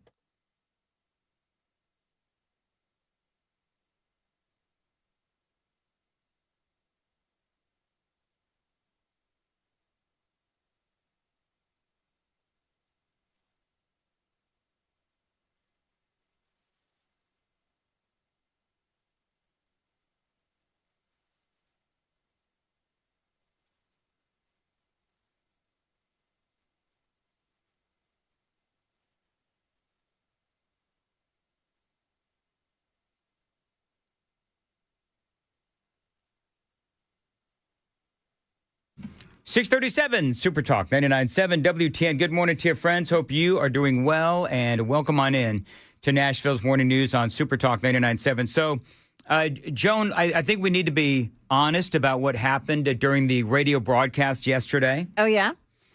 You had a transgression, a misbehavior, if you will, and so you drew the short straw, and you had to watch the Supreme Court hearings yesterday on Birthright Citizenship.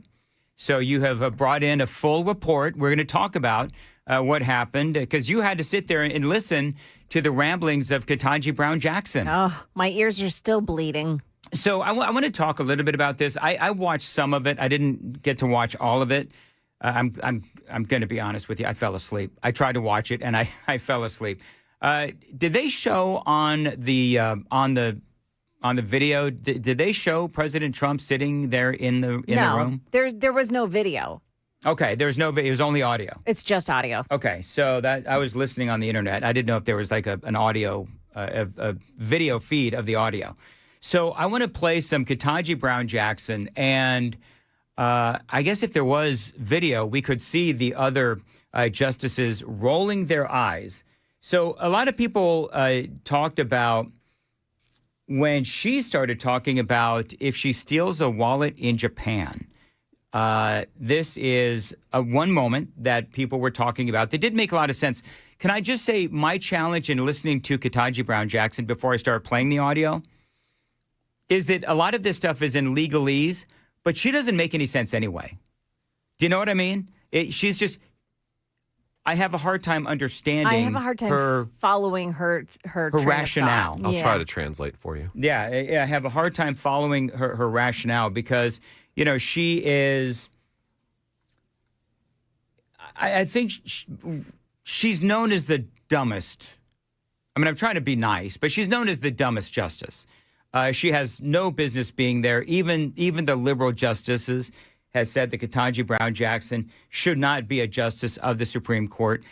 This is her talking about stealing a wallet in Japan as it relates to birthright citizenship and the 14th Amendment. I was thinking about this, and I think there are various sources that say this, that you obviously have permanent allegiance based on being born in whatever country you're from.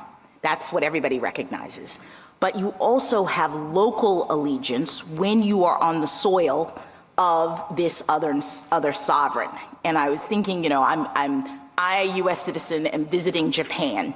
And what it means is that, if I steal someone's wallet in Japan, the Japanese authorities can arrest me and prosecute me. It's allegiance, meaning can they control you as a matter of law. I can also rely on them if my wallet is stolen to, under Japanese law, go and prosecute the person who has stolen it. So there's this relationship based on, even though I'm a temporary traveler, I'm just on vacation in Japan, I'm still locally owing allegiance in that sense. Okay. So...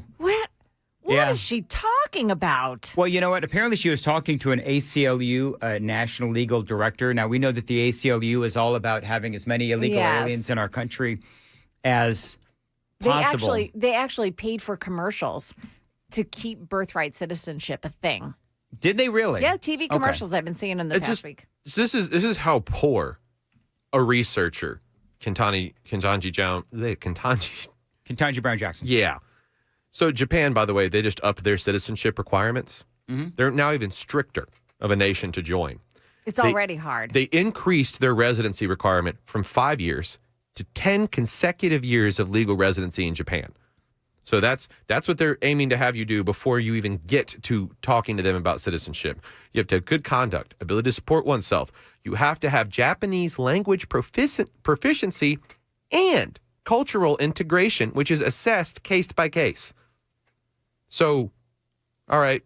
Plus, there's a big price tag to become a resident of Japan. Now, there's still exceptions if your spouse is already a Japanese citizen, but to bring that up as some kind of talking point in the debate of citizenship has got to be the furthest reach on the dumbest end of the bookshelf I could possibly fathom. Well, and again, not to belabor the point, but she has no business. This is what DEI does. I mean, this you put. And here's the thing: I find it hard to believe that there wasn't someone. If they wanted to, Joe Biden said, "I want a black female on the Supreme Court." Okay, fine. This is the best one he could come up with. Like there had to have been somebody smarter than Ketanji Brown Jackson. But they didn't want smart. They just wanted somebody who will do the bidding of the left. Yeah. I mean, it wasn't all about smart at all. Is she the only one glitzed out with a bunch of jewelry on top of her robe? Is that? I don't know. I don't. It just, to me, it comes across disrespectful. Is she to the blinging quote. out her robe? Ketanji Brown Jackson? The picture you had up, she's got all sorts of pearls and gold on. Oh, really? Yeah. All right. By the way, she also wanted to know, how exactly is it that we ascertain who is a citizen and who is not in the delivery room? And who would not qualify under your rule. How does this work? Are you suggesting that when a baby is born, people have to have documents, present documents? Is this happening in the delivery room? How are we determining when or whether a newborn child is a citizen of the United States under your rule? And I think that's directly addressed in the SSA guidance that's cited in our brief. What SSA? By the way, this guy sounds like RFK Jr. It's D. John Sauer, who is a U.S. Solicitor General. Says is there's currently a system where, for example, social security numbers are generated based on the birth certificate. They say this can still be, for the vast majority of instances, completely transparent. You will still get a... No, not transparent. I'm just talking about the particulars, because now you say your rule turns on whether the person intended to stay in the United States. And I think Justice Barrett brought this up. So are we bringing pregnant women in for depositions? What are we doing to figure this out? No, as I pointed out earlier, the executive order turns on lawfulness of status. So if you give birth to a baby in the hospital right now, it gets the birth certificate in the system. There's a computer system. So there's no opportunity. There's apparently no opportunity then for the person to prove or to say. Yeah, so there you go. You know, there's the joke that was out there, and you had I played it on the air, where it's Ketanji Brown Jackson saying, "I don't know," or "I don't understand." You remember this, Sam? And it went on forever, where she's always talking about how she doesn't know or doesn't understand something. But Dan, she's not a biologist.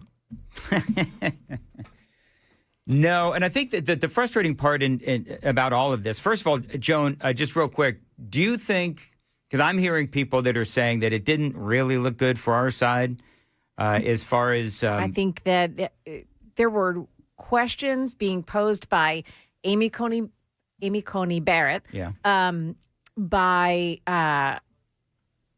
John Roberts, that make me think that there's no way that they're going to go in favor of the government. It was clear to me that Clarence Thomas, who got the first question out of the box, that he was clear about how this was designed for the children of slaves, that it was not designed for its current use. No, like a bunch of rich Chinese people coming in here with, So now we have these millions kids? of Chinese people born in this country who went back to their country, who have the right to vote in our country today. By the way, Japan, pretty big on no dual citizenship.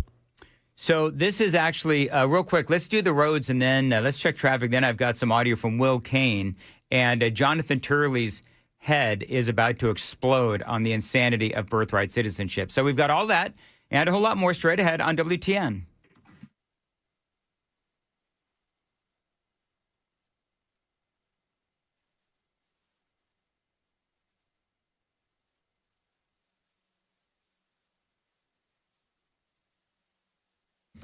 All right, very good. As far as your weather goes, cloudy, windy, and a high around 86 today.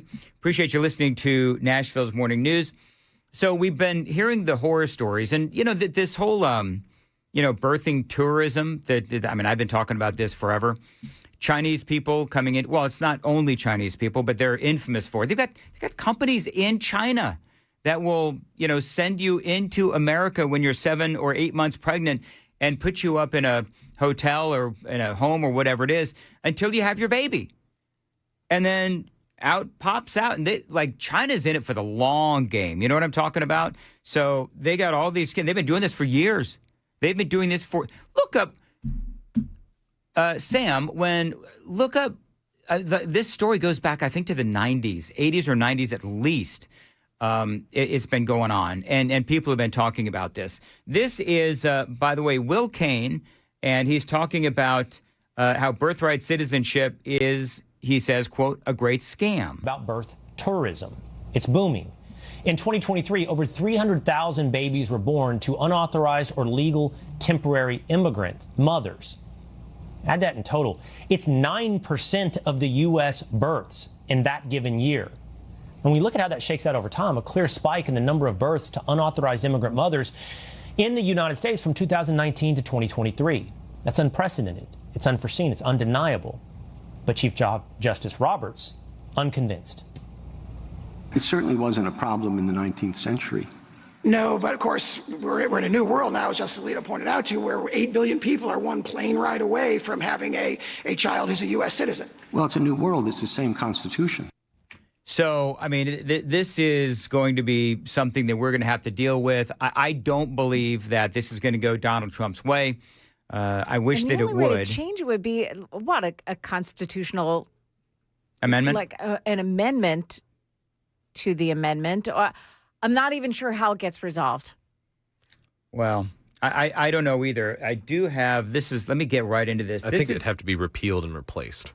This is Jonathan Turley, and they're talking about the insanity. This is on Laura Ingram's show, and I love Jonathan Turley. And so this is Jonathan Turley, legal scholar, talking about, and he's, by the way, one of the leading voices on the insanity of birthright citizenship. Before, I don't believe.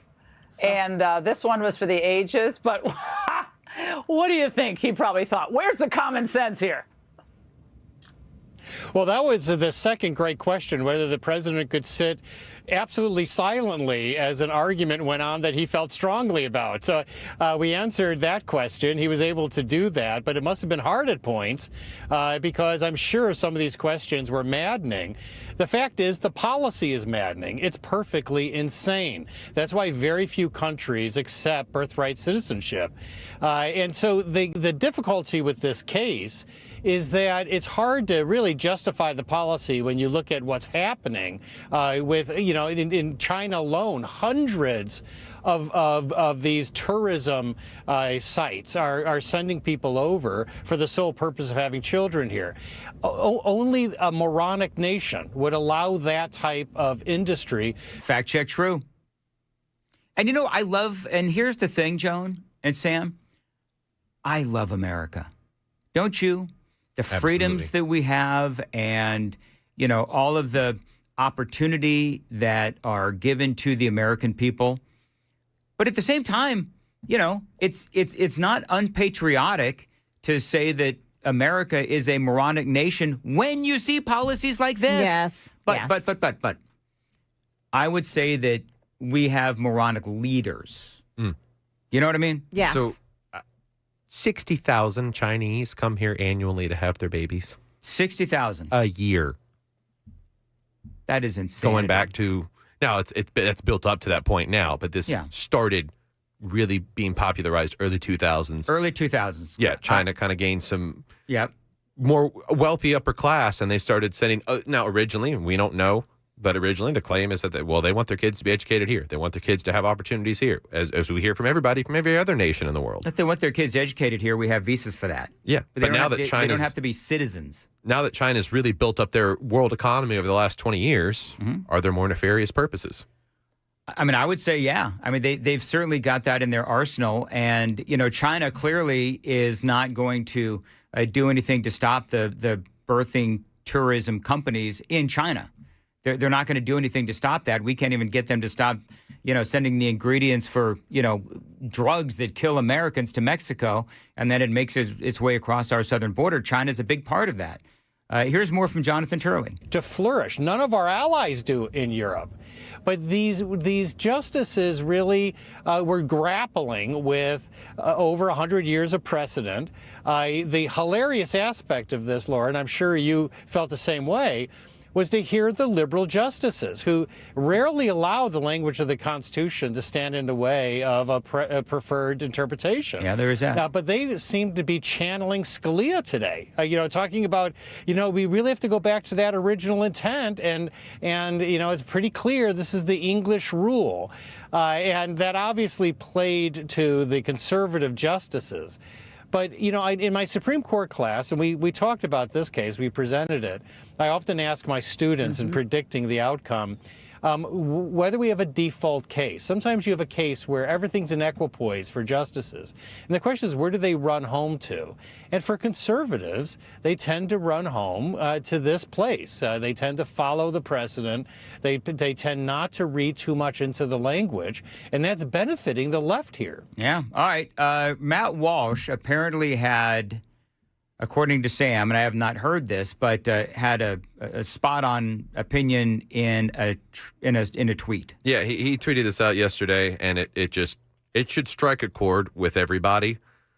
The left's argument for birthright citizenship is obviously insane, but it's even more insane when you consider that they actually don't believe in your or my birthright. We are on stolen land and don't belong here, according to them. But the anchor baby whose parents got here from Guatemala 10 seconds ago has a birthright and is tied to this nation by blood for all time. That's actually their position. It's so psychotic that you can't even argue against it. Like trying to have a political debate with a dog. These people are not rational. There you go. Matt Walsh.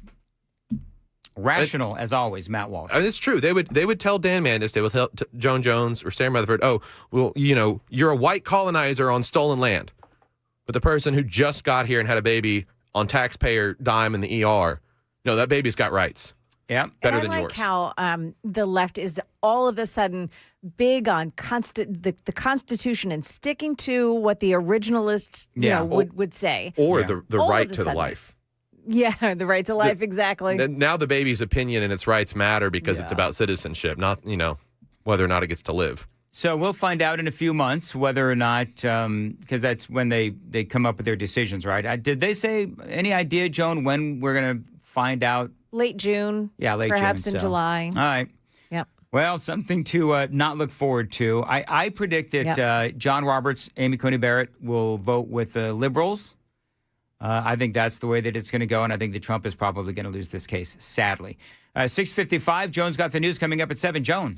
Yeah, what President Trump has to say about U.S. military objectives, and congressional leaders are talking about a new path to get DHS funded. We'll tell you how they're going to do it coming up here at 7 on Super Talk 99.7 WTN. Thank you, Joan. 6:55, Nashville's Morning News on WTN. Window Nation. Spring is here. It is a great time to open your windows. Now, if you've got windows that don't easily open, maybe they leak, maybe they're broken, maybe they need repainting again. Well, the pros at Window Nation can help you out with brand new energy-efficient windows at a great price. I've got 4 in my home, including 2 in my downstairs basement studio. Now, Window Nation's The More You Buy, The More You Save sale is going on right now. You could save up to 50% off all the windows for your home. You could get them with 0% interest financing for 5 years. Window Nation. Now, this is a company with an A-plus rating from the Better Business Bureau, and they've got a 96% customer satisfaction rating and over 45,000 five-star reviews. It's Window Nation. Don't forget the great deal. The More You Buy, The More You Save sale. It is going on right now here in the month of April. You could save up to 50% off all the windows in your home. Also, you could get them with 0% interest financing for 5 years. Find them online. It is windownation.com. That's windownation.com. Tell them Dan Mandis told you to reach out.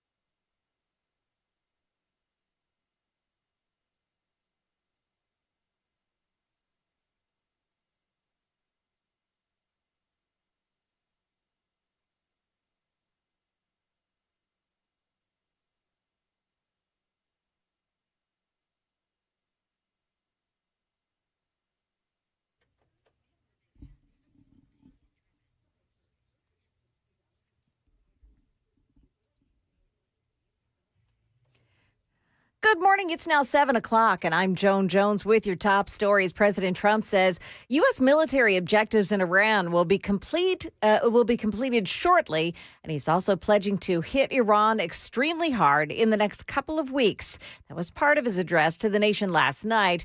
There was no mention of the ground troops who have already been sent to the region. ABC's Jonathan Carl on that. There's been speculation that they would be used as some kind of a special operations force to seize the uranium. I didn't get any sense that that was happening. As a matter of fact, no discussion of ground forces. I didn't, there'd been talk of seizing Karg Island where, the Iranians moved their oil out of. I saw no indication there's anything like that. Now, ABC News is reporting that the president has been briefed on options for assigning those troops to capture Karg Island or to seize uranium. Congressional leaders say they have agreed on a path to fully fund DHS and end the partial government shutdown. House Speaker Mike Johnson and Senate Majority Leader John Thune said in the coming days, they'll work on two parallel tracks. One would follow the regular appropriations process. The other would use a reconciliation bill. They'll be working on it, though, after lawmakers return to Washington from their 2-week recess.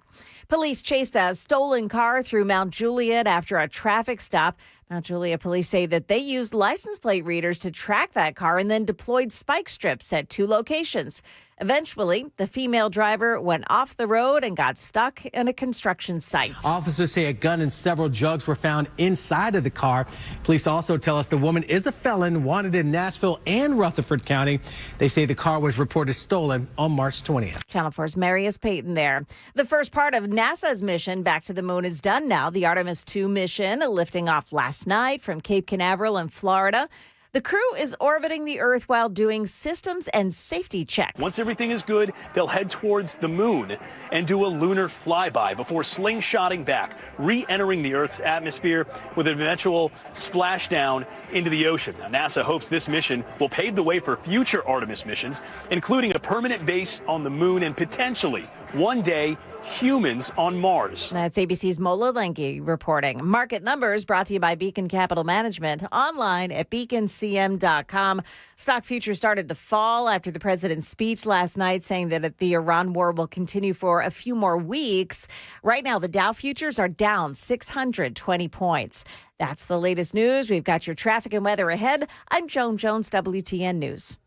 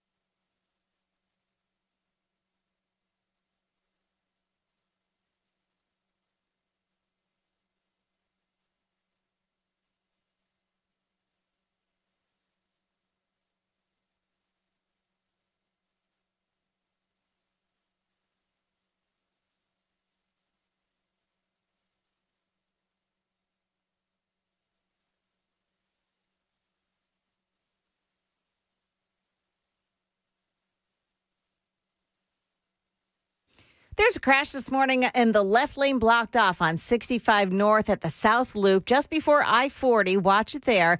Also in Antioch, Murfreesboro Pike at Hobson Pike, the scene of a crash. You've got one in Brentwood on 65. Southbound lanes past Old Hickory Boulevard, exit 74. The right shoulder is blocked off. Antioch at Bell Road and Arbor Common. And one more crash in Donaldson. This is on Stewart's Ferry Pike at McCrory Creek Road. Traffic every 10 minutes every morning on Super Talk 99.7 WTN.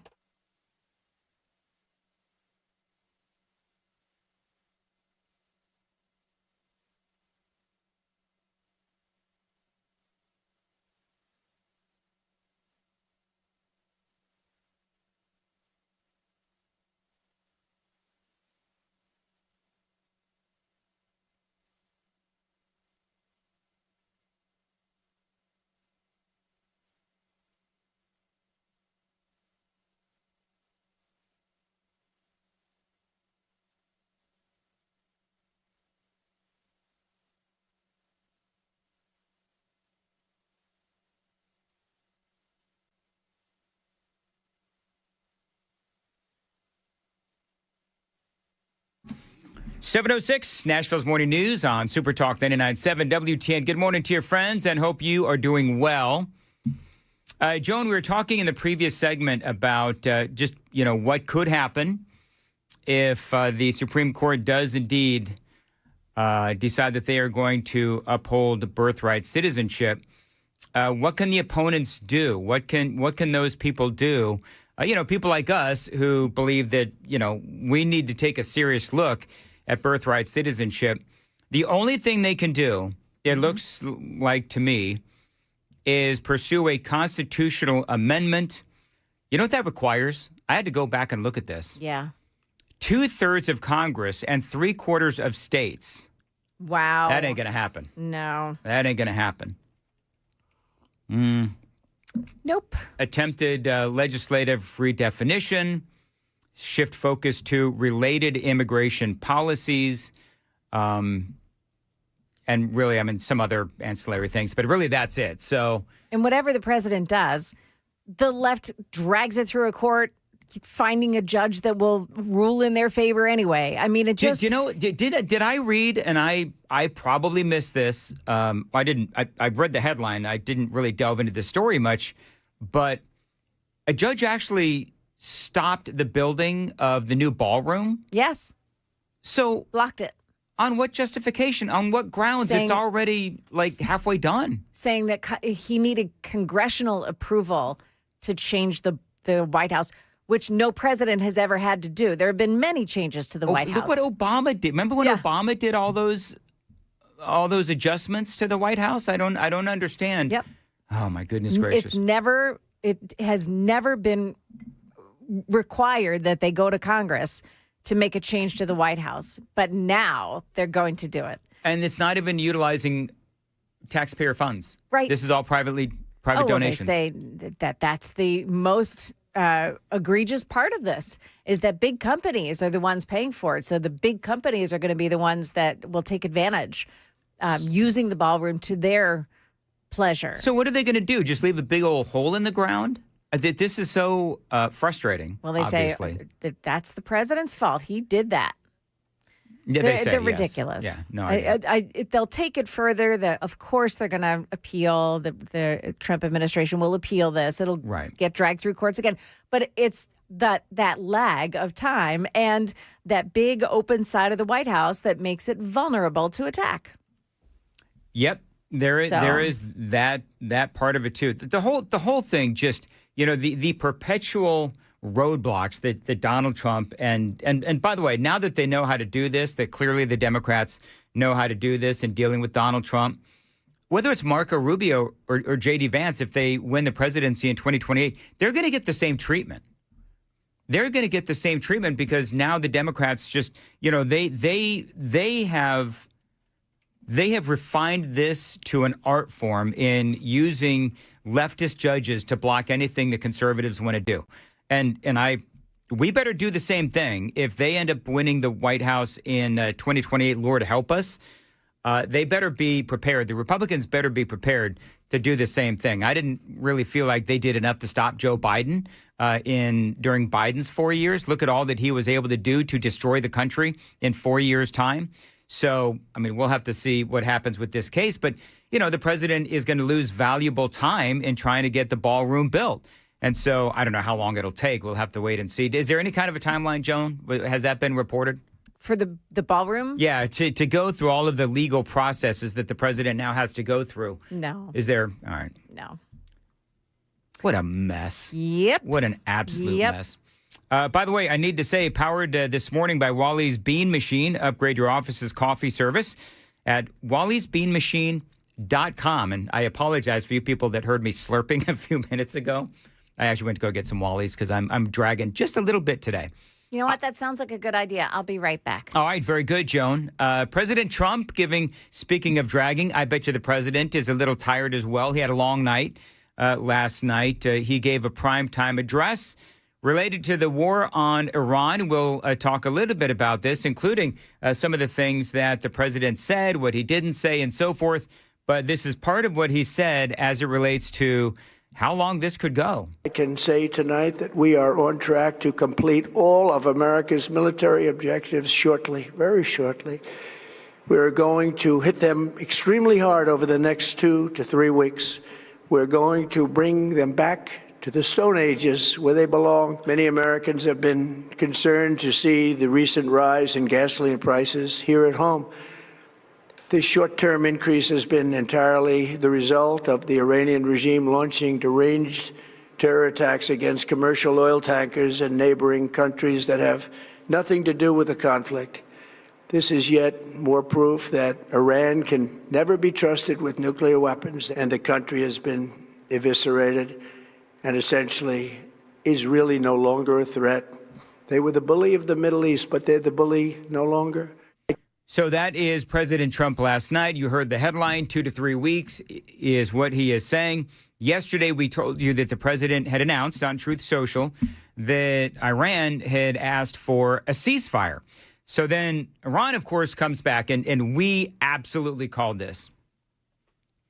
They came back, and as we predicted, they said, no, there's not been a request for a ceasefire. Trump said, not until the Strait of Hormuz is opened back up will they get a ceasefire that Iran says that they didn't ask for. I don't know if they asked for a ceasefire or not. I truly don't. But here's the deal, is that this might be an instance where Donald Trump is, doing that 4D chess thing. Because remember, when President Trump, and I said this a few weeks ago too, but when President Trump does these things, like he'll say, oh yeah, Iran has asked for a ceasefire. Part of that might be a war of narrative that he is playing with Iran inside of their own country. Because when the president says something like that, okay, we all here in America, we know President Trump, and we might, take it with a grain of salt at this point. But the people in Iran, they're hearing that, and that may bring some doubt into the effectiveness of their government within the nation of Iran. So there might be a method to Donald Trump's madness. I don't know. But here's the deal. The Revolutionary Guard said that there was no ask for a ceasefire and that the Strait of Hormuz was under their control. But we keep hearing these stories about how there are ships that are now going through the Strait of Hormuz. And so my question is, okay, well, is the reason why these ships are going through the Strait of Hormuz, is that because, again, the Iranians are trying to convince Donald Trump that, yes, we are trying to be good partners in a good faith negotiation? There's more from Donald Trump. Here's more of what he said last night in his primetime address. As we speak this evening, it's been just 1 month since the United States military began Operation Epic Fury, targeting the world's #1 state sponsor of terror, Iran. In these past 4 weeks, our armed forces have delivered swift, decisive, overwhelming victories on the battlefield. Victories like few people have ever seen before. Tonight, Iran's Navy is gone. Their Air Force is in ruins. Their leaders, most of them terrorist regime they led are now dead. Their command and control of the Islamic Revolutionary Guard Corps is being decimated as we speak. Yep, and so the Islamic Revolutionary Guard, they do maintain a strong force. You know, we do keep hearing that they're having a lot of people flee. You know, a lot of the men in the Islamic Revolutionary Guard have decided that they're going to essentially leave that if they can, and because a lot of defections, if you will, because they're tired of being under attack. You know, for the Islamic Revolutionary Guard, it's, you know, a lot easier to gun down or kill one way or another a bunch of innocent civilians who are simply protesting versus having to deal with the full might of the military of Israel and the United States. And so they are controlling, though, the Strait of Hormuz. They are said to be running the government right now, the Islamic Revolutionary Guard. They do continue to launch drones, and they're attacking nations within their reach. And so, yes, this right now has got to be the focus. The Islamic Revolutionary Guard. They got to figure out a way, and I don't want to see ground troops in there, but sometimes, unfortunately, that is what you have to do. And if we really do want to make any real, true progress in Iran, we have to take care of the IRGC. It is 7:15 on WTN, and let's check the roads on Super Talk. 65 northbound before 40 south. We've got an accident in the left lane. I don't know if you're bringing it up later, but there is a remedy in which the ruling would not be difficult. Pike, a crash at Hobson Pike and Bell Road, an accident at Arbor Common. I'm Christy O'Brien. As far as your weather goes, cloudy, windy, very warm, with the temperature approaching a record high of 87 degrees. And appreciate you listening to Super Talk 99.7 WTN, going over some select cuts of Donald Trump's address to the nation last night. And he did a couple of things. Number one is he justified going into Iran, and he basically told us what's next. Their ability to launch missiles and drones is dramatically curtailed, and their weapons, factories, and rocket launchers are being blown to pieces. Very few of them left. Never in the history of warfare has an enemy suffered such clear and devastating large-scale losses in a matter of weeks. Our enemies are losing in America, as it has been for 5 years under my presidency, is winning, and now winning bigger than ever before. Before discussing this current situation, I also want to thank our troops for the masterful job they did in taking the country of Venezuela in a matter of minutes. That hit was quick, lethal, violent, and respected by everyone all over the world. Yep, and a couple of things, very true. Yes, prayers and thoughts for the troops. And yes, from a military standpoint, this has been an amazing run for the American military. And again, there's going to be a difference, and people are going to argue about this till the cows come home. But there's a difference between a military victory and a political victory.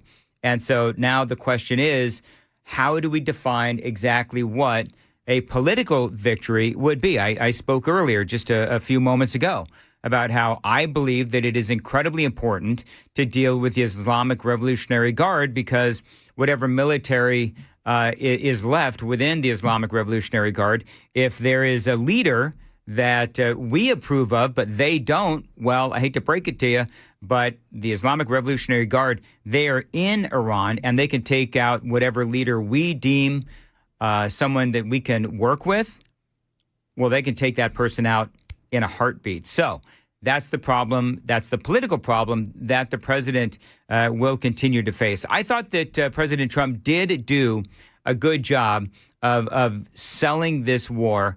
And I thought that he also did a good job of really, stating where we are right now and where we're going. Tonight, I want to provide an update on the tremendous progress our warriors have made in Iran, and discuss why Operation Epic Fury is necessary for the safety of America and the security of the free world. From the very first day I announced my campaign for president in 2015, I have vowed that I would never allow Iran to have a nuclear weapon. This fanatical regime has been chanting death to America, death to Israel, for 47 years. Their proxies were behind the murder of 241 Americans in the Marine barracks bombing in Beirut, the slaughter of hundreds of our service members with roadside bombs. They were involved in the attack on the USS Cole, and they carried out the countless other heinous acts, including the just horrible, bloody atrocities of October 7th in Israel, something that most people have never seen anything like it. Yeah, that is the president last night. I mean, just going through the tick list, right? Yeah, I think he did a good job of demonizing Iran because it's very easy to do because the Iranian government is evil and they are, among other things, I find them demonic. They've spent billions funding the terrorists. We all know that Joe Biden unfroze the $6 billion that had been sanctioned. Obama, of course, $400 million in pallets of cash. That was all part of that dispute over weapons. And so, yeah, Democrats, they have not helped the situation with Iran. As a matter of fact, in my opinion, they have actually fueled Iran's reign of terror. Joe Biden and Barack Obama. One of the things that Biden did, of course, again, is he looked the other way on the sanctions that the Trump administration put in place. Joe Biden looked the other way so that they could sell all of that oil. So, I'm beginning to feel like the Democrats, they like terrorism. That's what it feels like to me. They like terrorism, and they have absolutely no problem with governments like Iran, short of a John Fetterman, but, governments like Iran being able to fuel terrorism. Unfortunately, that's becoming part of the Democrat brand. This murderous regime also recently killed 45,000 of their own people who were protesting in Iran. 45,000 dead. For these terrorists to have nuclear weapons would be an intolerable threat. The most violent and thuggish regime on earth would be free to carry out their campaigns of terror, coercion, conquest, and mass murder from behind a nuclear shield. I will never let that happen, and neither should any of our past presidents. This situation has been going on for 47 years and should have been handled long before I arrived in office. Do you know what my worry is? One of my big worries is that we're going to take care of Iran. I'm going to air quote this, once and for all, but then you're going to get a Democrat in office and all of a sudden you're going to see, all of this, all of these policies that would allow Iran to continue to do horrendous things. Like cash on pallets. Like cash on pallets, like ignoring sanctions. Now, here's the thing, though. If the president is able to do what he wants to do with Iran, he didn't really talk much about regime change last night per se, but if he's able to do what he wants to do and sort of get Iran on this road of straight and narrow, then none of these other things will be necessary. But, if we obliterate Iran and then we're able to, take care of the bad guys in Iran, and there's a lot of them, well, a Democrat could come in and take his eye off the ball of Iran, and all of a sudden, all of that, funding of terrorism and the harsh crackdown on rights and freedoms in Iran is going to start to percolate back up because we won't have somebody like Donald Trump keeping, their eye on the ball. And the Democrats will just lead us back to right where we were before Donald Trump went in. Does that make sense? It's like I have no faith in the Democrats at this point regarding anything as it relates to border security, geopolitical security on a worldwide scale, dealing with China. I mean, I could go on and on. So the Democrats, they just, number one, they don't have it in them. Number two, they don't believe in peace through strength. And that is the problem with the Democrat Party by and large. I mean, one of many problems with the Democrat Party. All right, it is 7:24. Coming up, what did Donald Trump say about uranium? That is straight ahead on Super Talk 99.7.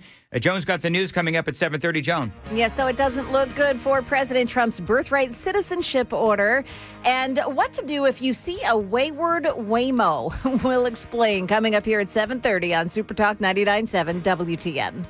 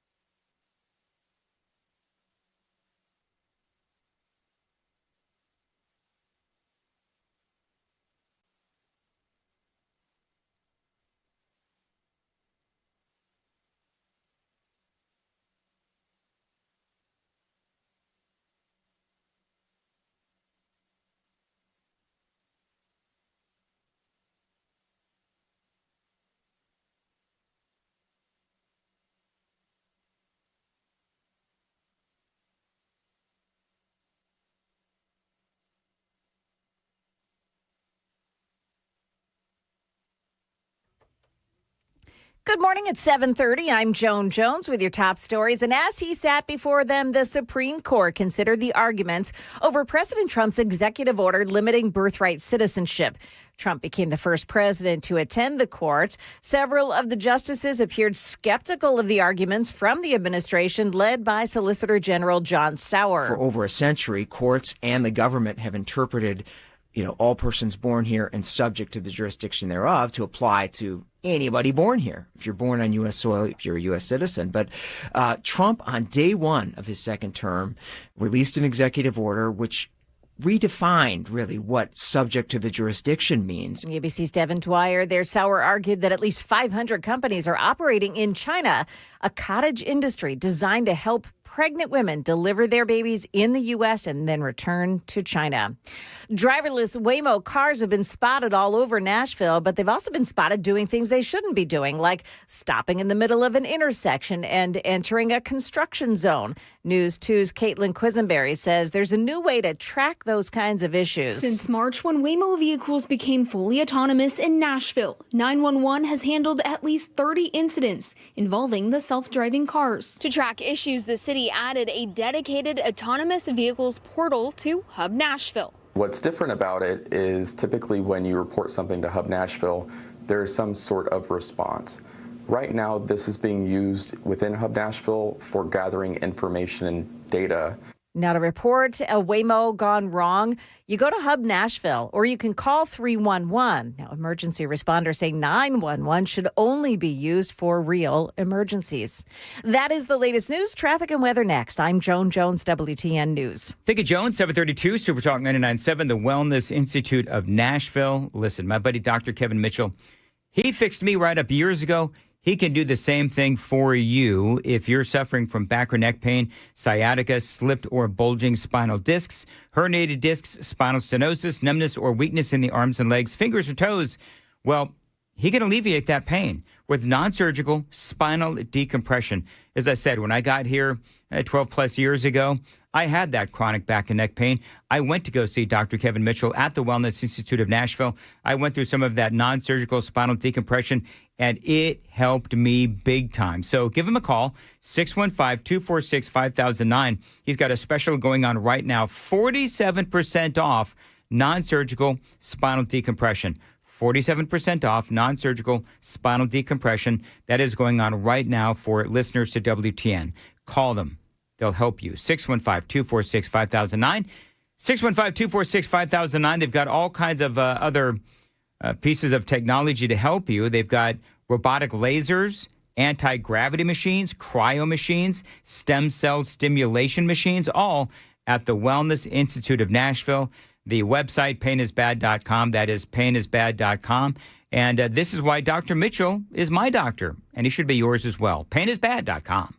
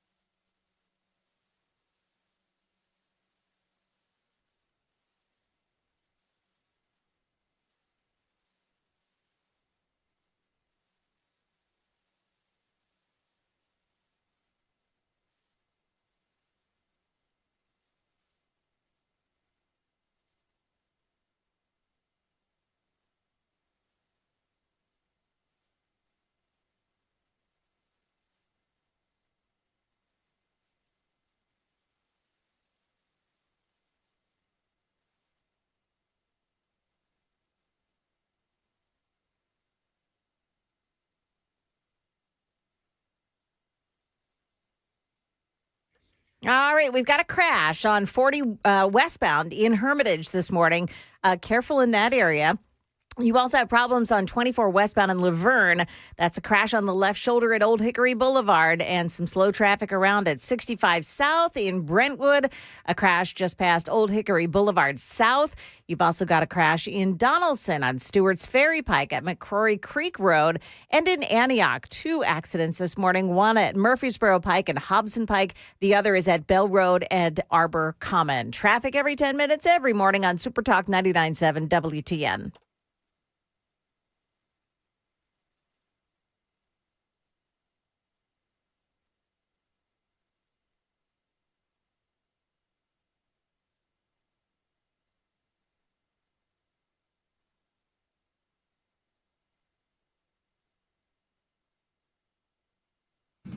$7:36, Nashville's Morning News on Super Talk. Joan, is she over there? No, I'm not. All right, good. Hey, when you get back, tell me. No, just kidding.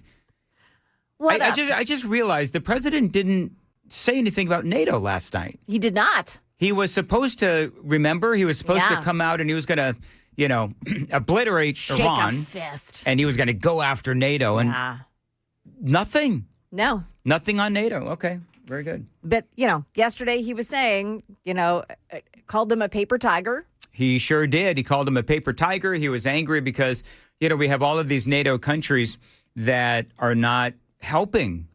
And not only are they not helping, but they're hindering. Yeah. They won't let us fly over their airspace. Right, They won't not let us use the bases. Yeah, they won't let us use the bases. I mean, it's crazy. So, Trump was loaded for bear hours before this speech, and then I don't know if somebody got to him and said, you need to chill out on NATO or what happened, but he was ready to go. Well, I think conversely, maybe he's not saying anything to leave him hanging.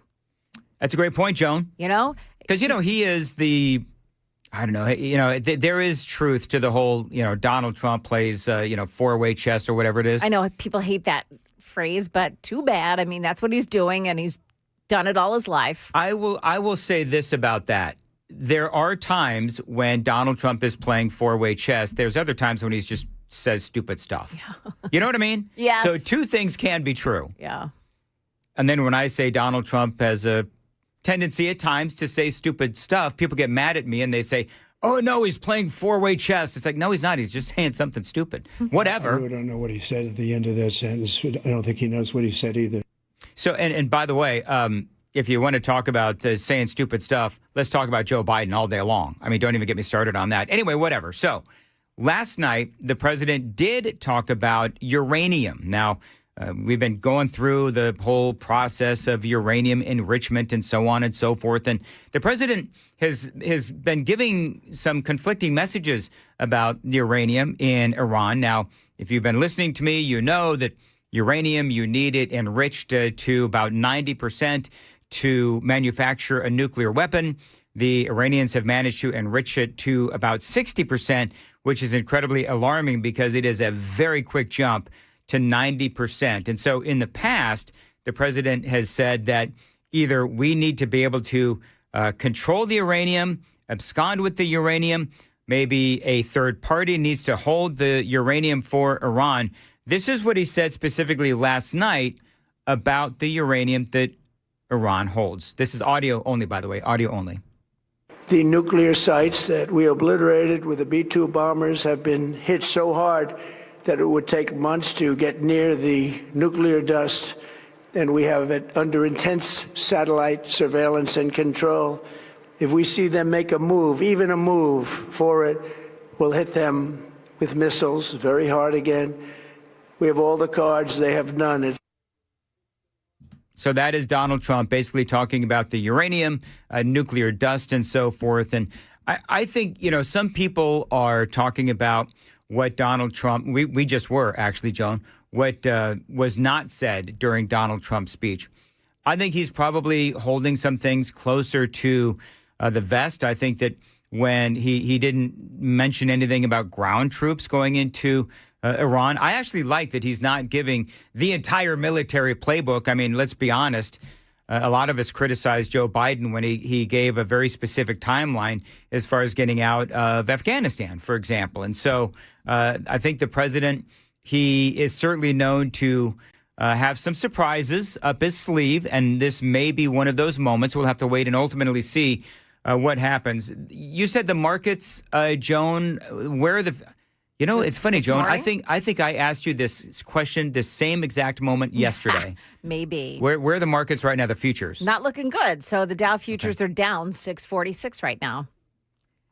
Okay, the Dow is down 646. The Dow futures, yeah. Okay. Market doesn't open for another hour. All So, and at the same time, oil is rising. So we have the same dichotomy that's gone on for weeks now. Yeah. Because of what's happening in the Middle East. This will all settle down and it'll work out. And when it does, we'll have days like yesterday or the day before, I guess, where we were up 1,100 points. Right. So, I mean, I don't get too excited when the market is down. I don't get too excited when the market, goes up. I know that, you got to be in this for the long game. And when the market's down, some people would say, well, heck, that's a moment to buy, right? So there's all kinds of different ways to look at it. But, me personally, I want gasoline prices to go down just like everybody else. And I'll tell you what, if this, and I said this yesterday, if this works out the way Trump wants it to work out, and we all want it to work out, then I think that gas prices will go down, inflation will plummet, and our 401ks perhaps will go back up. It is 7:42 on Super Talk 99.7 WTN. I don't know about anybody else, but, watching the whole Artemis 2 mission begin really was captivating. And here we go. 10, 9, 8, 7. RS-25 engines lit. 4, 3, 2, 1. Booster ignition. And liftoff. Just amazing. Mm-hmm. And I'm going to be perfectly honest. I wasn't really all that interested in this story until I saw how intrigued and excited Riker and Amy. Riker's all into space. So Riker and Amy were really excited about this whole thing. I love that she hangs out with them and encourages that, both of you. I think absolutely. That's so wonderful. Absolutely. And so they were cheering as I was, trying to sleep in the other room and whatever. So this is the first crewed flight of NASA's Artemis program. Eventually, this is going to lead us to future lunar landings. It's going to last 10 days. They're going to loop around the moon and then come back. Eventually, they want to go, I guess it's, 4,700 miles beyond the moon's far side. It's the farthest any human has ever attempted to go. Do you know that we're going to actually lose contact with them for a period of time? I forget the window, maybe 5 or 10 minutes, that we'll lose contact with the astronauts because they'll be on the far side of the moon and the moon will be in the way of communications. So what you're saying is we'll see them on the dark side of the moon? That's correct. You little Pink Floyd fan, you. I was wondering, Joan, you'll be proud of me. Yeah? I was bound and determined not to make the Pink Floyd joke because I knew that Sam would. And lo and behold, he did. Sam did not disappoint. Well, if you think about what they're currently dealing with right now, with the plumbing restrictions, Houston, we're already seeing the dark side of the moon inside the cabin. So if you did not hear our 5 o'clock hour, Joan, do we have an update on the toilet troubles in the Orion, which is what the name of the ship is called? In case you missed the 5 o'clock hour, the one toilet, it's got some troubles. Number one problems. Only number one. It's having number one problems, not number two. They apparently have backup systems, but they can't use the. How much, Sam? Can you Google how much did this toilet cost? Like I'm dying to know that the toilet, which no doubt was millions of dollars to make, is not working. They can only use it for number two, not number one. Now, long as a lot of the other stuff works. Here's what they're doing. Because I heard some conversation yesterday about, why is it that we're going up to the moon yet again? Oh, my God. How much? Okay. So quick side note, Big Bang Theory fans, Howard Wolowitz builds a toilet for NASA. That was a part of the plot in the show. Yeah. Okay, so this is part of the Universal Waste Management System, or UWMS, a compact titanium-based waste system designed for microgravity. NASA spent $23 million to develop the UWMS. This figure covers the design, production of 2 units, one tested on the space station and the second adapted for the Orion capsule. $23 million, and it doesn't work. Yeah. Well, Wowzer. it's just a little problem with the fan. It handles the fan probably $3 million. a little component. Can we find out how much the fan, which is the thing that's not working, how much did that cost? It was $23 million for the pair. So they made 2 toilets. One was installed on the ISS in 2020. The other one has been fitted for Orion for this mission. Okay. It handles human matter simultaneously using airflow. It includes privacy features and fits the tight confines of the Orion spacecraft. I can't find anything about it has an odor control. Whoever said that science writers don't have a good sense of humor, listen to this. It's from space.com. They said there was a bit of a toilet trouble on NASA's Artemis 2 mission to the moon. It wasn't their number one problem, but it was a problem for going number one. That's good. Yeah. Yeah. Apparently, right now, the Orion spacecraft is 44,000 miles from Earth, 223,000 miles from the moon. So why are they going up there? Listen, okay, I have good audio on this. Okay, go ahead. So this is, his name is Hakeem, and I'm going to butcher his last name, something like Oluseyi.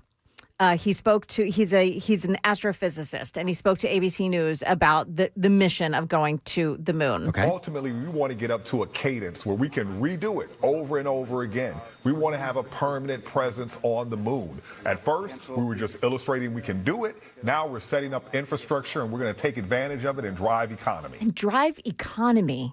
Like, that's so crazy to me. They're going to drive economy on the moon. Well, it's full of resources. Yeah, I guess.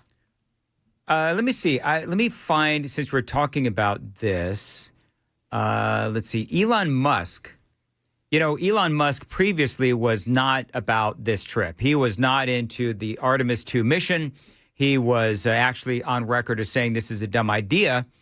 But now he is in it all the way because of what you're talking about with the economy and so forth.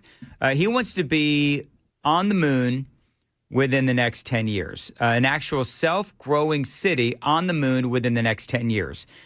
He wants to use SpaceX to focus the building of that self-growing city.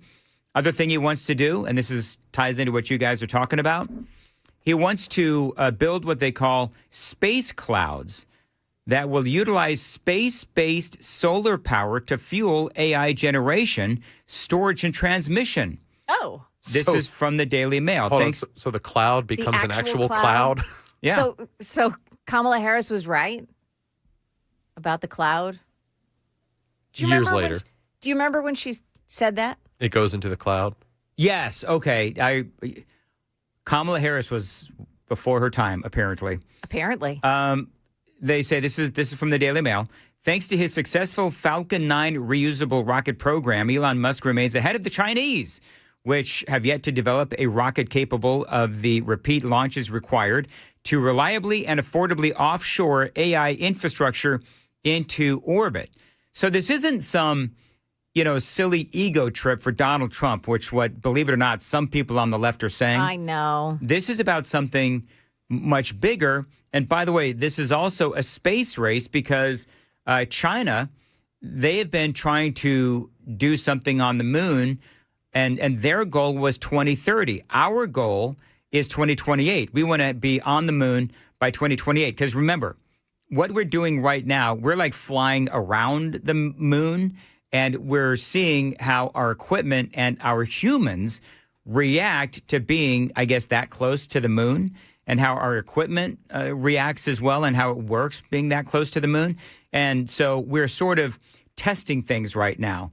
If all goes well, then we'll be on the moon by 2028, and within a few years, we'll have a little AI city on the moon, which I think would be pretty cool. Yeah. And if all goes according to plan, China's goal, again, is 2030. Ours is 2028. So it's a big you know what that is, Joan? That is a big rocket-sized middle finger to China. That's what that is. See, I'm afraid they're going to get around the backside of the moon on this trip and realize that China already has like a rockin' city on the other side. Oh, can you imagine? I hope they don't. I hope they don't, too. But I could totally see that happening because that's just how China is. I thought she was going to say something else that they would find on the other side of the moon. I thought she was going to say something like there would be a horde of Nephilim or something, like something dark, evil spirits. I thought she was going with that. No. No, best we can hope for is a working toilet, apparently. Yes. It is 7:51. Joan's got the news coming up at 8. Joan. Yeah, coming up. So what's happening this morning on board Artemis 2? I've got some details for you coming up from ABC News at the top of the hour at 8 o'clock on Super Talk 99.7 WTN. Thank you, Joan. 7:51 at Nashville's Morning News on Super Talk 99.7. By the way, if you want to watch us on YouTube, Twitter, Twitch, Facebook, 997WTN.com, and so forth, you can. We've got cameras in the studio and everything. If you want to listen to the show after the show, you can find us on all the typical streaming platforms and podcast download platforms as well. And we're on 24/7. So whenever you want to listen to Nashville's Morning News, you can just go and do it at your leisure. Now, I want to tell you about my friends at the Generator Super Center. Now, we know that, power outages, they can happen anytime. That's why you need to contact my friends at the Generator Super Center. They are the nation's #1 Generac generator dealer. Now, what can they do for you? They can provide you with an amazing backup home standby generator. Now, what's going to happen is if you have one of these backup generators for your home, the power is going to go out and your backup home standby generator is going to turn your power right back on. Suddenly, all your neighbors are going to be your best friend, as a matter of fact. So if you've been thinking about the whole home backup generator, if you've been talking about that with your family, talk about it with the pros at the Generator Super Center. They are the nation's #1 Generac generator dealer. Tell them Dan Mandis told you to reach out. They are the premier generator dealers here in the state of Tennessee. This is not only a huge investment in your home, but also your family's safety. They do feature expert installation, 24-hour monitoring as well. They're not going to leave you in the dark, and financing is available. 615-879-1952, 615-879-1952. Find them online anytime, GeneratorSuperCenterofNashville.com, GeneratorSuperCenterofNashville.com.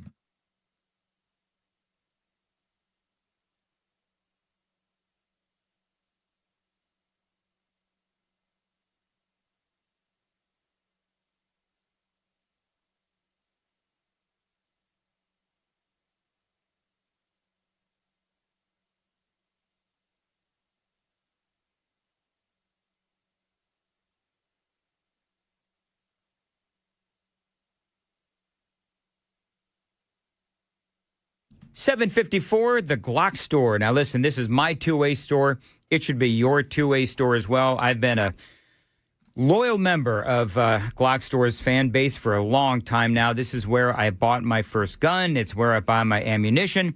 And yes, it is where I did all my training as well. I want to give you a date. It's a couple months away, but you need to keep this date open, Saturday, May 30th. It is the Glock store's annual open house. So if you want to go take part in, all kinds of conversations regarding guns and ammunition, you want to see some guest speakers, you want to participate in some giveaways, you want to buy some new firearms, you want to buy some ammunition, they've got great deals on all of the above. They also have a lot of vendors out there as well. It is the Glock store and their open house. I'm a big fan of these open houses, and I'm glad to go every single year. I'm going to be there. Murphy Show's going to be there as well. Chris Hand will be there too. So you can come out, you can say hello to us, and you can also buy a whole bunch of ammunition. You can also maybe win some two-way merchandise as well. You can buy some guns. Whatever two-way you're into, you can find it at the Glock store, and especially at their open house on Saturday, May 30th. Find them online. It's at glockstore.com or shoot270.com.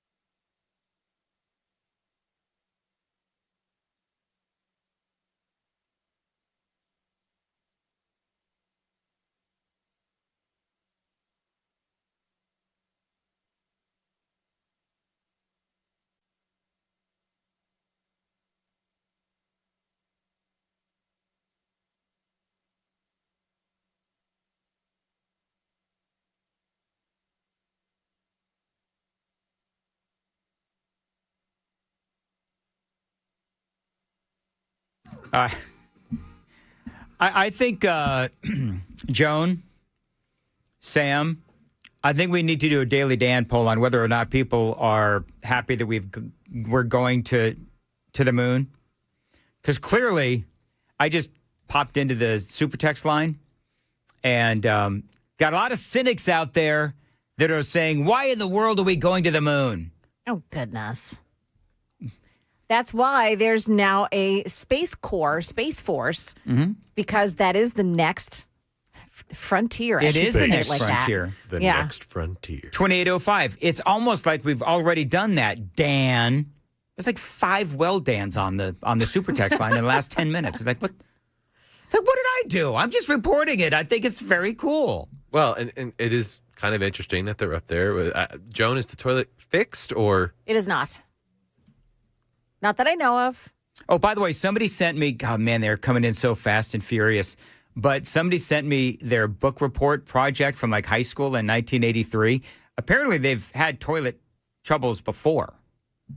So I guess this may be an ongoing issue with maybe toilets. On the space station they've had trouble? Because I know the space station has. Yeah. 1983, I think the guy said. 1983, there was a problem with the toilet. I don't know. Again, not to belabor the point, but you know how when we talk about how the text line, you got like dozens coming in like every 5 seconds? That's what I'm going through right now. And most of them are well danning me. Oh. And I think we all know how I deal with multiple well dans in a morning. I don't deal with it very well, Dan. You guys are going to make him stop and get commie coffee. That's what you're going to do. No, I don't need commie coffee now. Not anymore.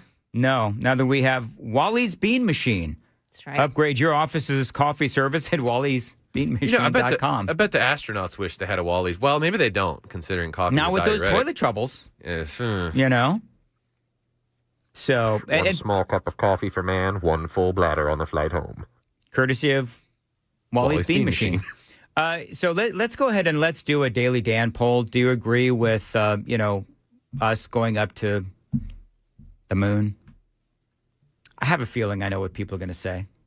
Do you know what's so funny, Joan? I'm particularly conscious of being a Danny Downer. You know what I mean? Yeah. Because I tend to be just, I hate to say it, I'm more of a negative kind of a guy. I am. You're a negative Nancy. You're a negative Nathan. I'd never call you a Nancy. Anyway, but, I mean, the people that listen, I mean, they're far more cynical than I am. I'm an optimist compared to some of you people. I love every single one of you, and I thank you for listening. 8 o'clock on WTN.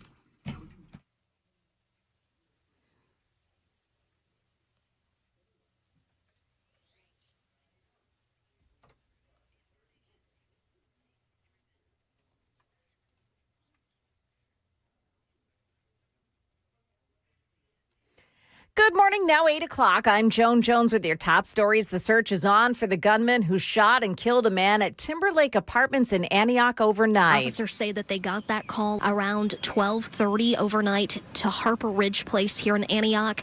They found an adult male with a gunshot wound, and he did later die from his injuries.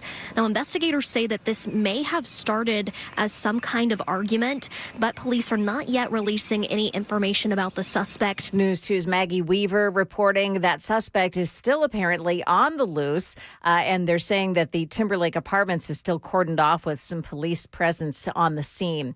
Funeral arrangements have been set for the 2 Kenwood Middle School students killed in a school bus crash last Friday. Now, services for 13-year-old Zoe Davis have been scheduled for Saturday. Visitation is from 10 a.m. to 1 p.m. The Tennessean doesn't say where, however. Burial will follow. Services for 13-year-old Ariana Pearson set for noon to 7 on Monday at Walnut Grove Missionary Baptist Church. She'll be buried the next day. More gamblers going for sports betting instead of lottery tickets, and that's causing a shortage in the fund that helps scholarships like the Hope Scholarship and Tennessee Promise. Revenue is down about 18%, or $90 million compared to last year. Tennessee Lottery President Rebecca Paul saying that it's not only that problem, but last year lawmakers also redirected a lot of money to other projects, including building and maintaining public schools. There are some rumblings about a possible change in the Trump administration. Sources tell us that the president has raised the possibility of removing Pam Bondi as Attorney General in private conversations that he has had with senior administration officials. Two other names have been floated for the position, the current EPA Administrator Lee Zeldin, as well as the Deputy Attorney General Todd Blanche. No firm decision has been made just yet. In fact, Pam Bondi was with the president as he visited the Supreme Court just yesterday. That's ABC's Rachel Scott. So what's happening this morning on board the Artemis 2? Well, ABC's Sam Champion says the 4 astronauts are performing tests and safety checks, and soon they'll fire up their rocket to break free and head toward the moon. There's a 30 to 50-minute window during the mission when NASA will lose communication with the astronauts because the moon is actually going to be between them and the Earth. Now, this is expected, but it is that time with silence where you can't reach them. Yeah, that'll be challenging. The astronauts will document everything they see on the dark side of the moon and then slingshot around the Earth and splash down off the coast of San Diego on day 10.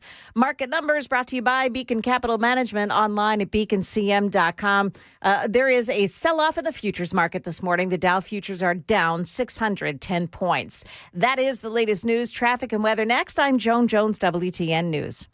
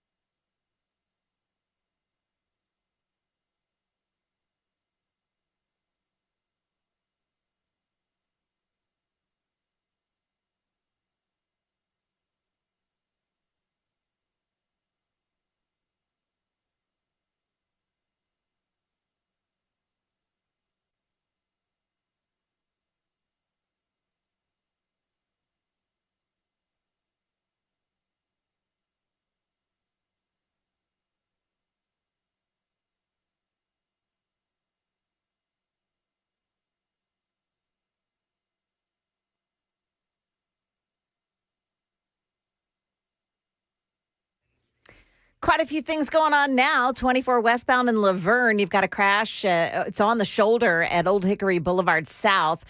In Antioch, a crash Murfreesboro Pike at Old Hickory Boulevard. Also Antioch on Bell Road at Arbor Common.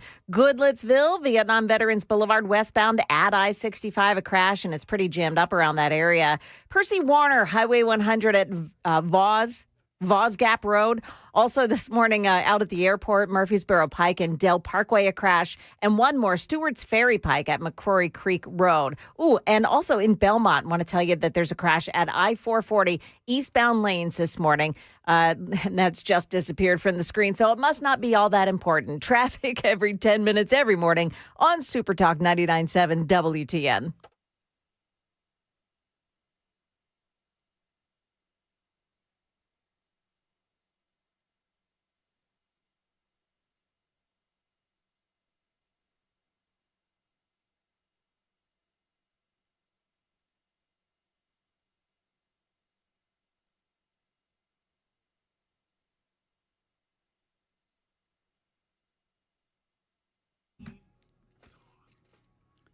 .806, Nashville's Morning News on Super Talk 99.7 WTN. Super Text line is open, 615-737-9986.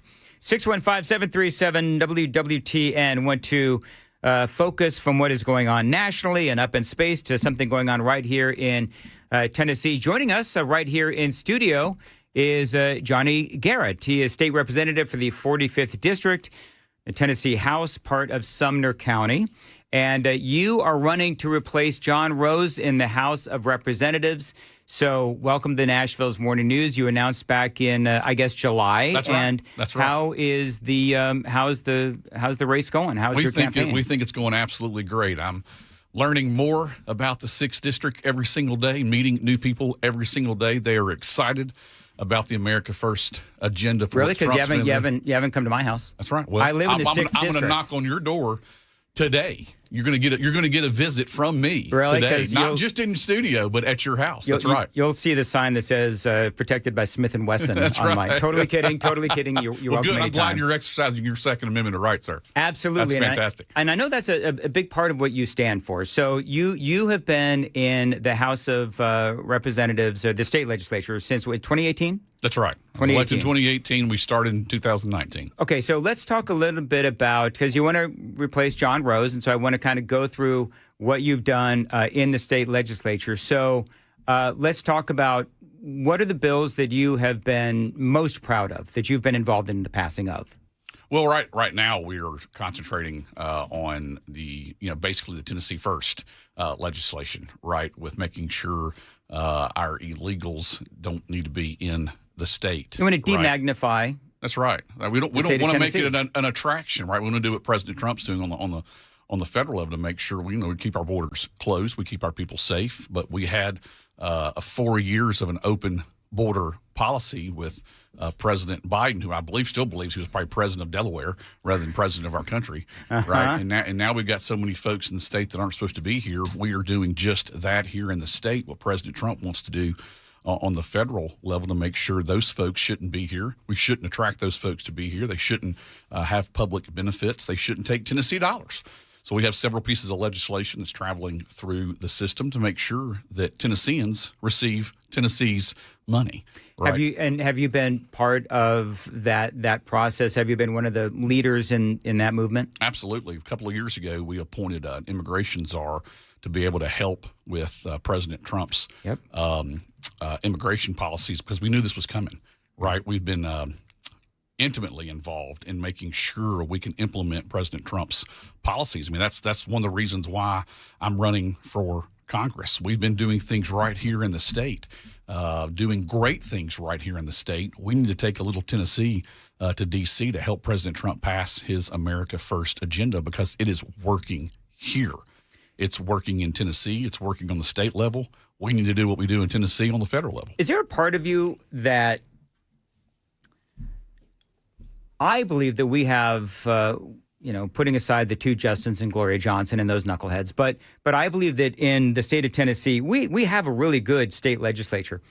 Have you prepared yourself mentally for the dysfunction, if you win, of what you'd have to deal with in Washington, D.C. in the House of Representatives? Well, I don't know if you heard the committee yesterday where I was presenting a piece of legislation to make sure our local law enforcement officers cooperate with ICE under the 287G program, and the Democrats went crazy. I mean, cussing like crazy. You had Gabby Salinas, a state rep in Memphis, that actually said cooperating with ICE makes Tennesseans less safe. That is so bizarre. If anyone would go to Memphis and see what President Trump with the Memphis Safe Task Force is happening there, it's reduced crime by 50% by cooperating under the very program that I'm trying to push through the legislature.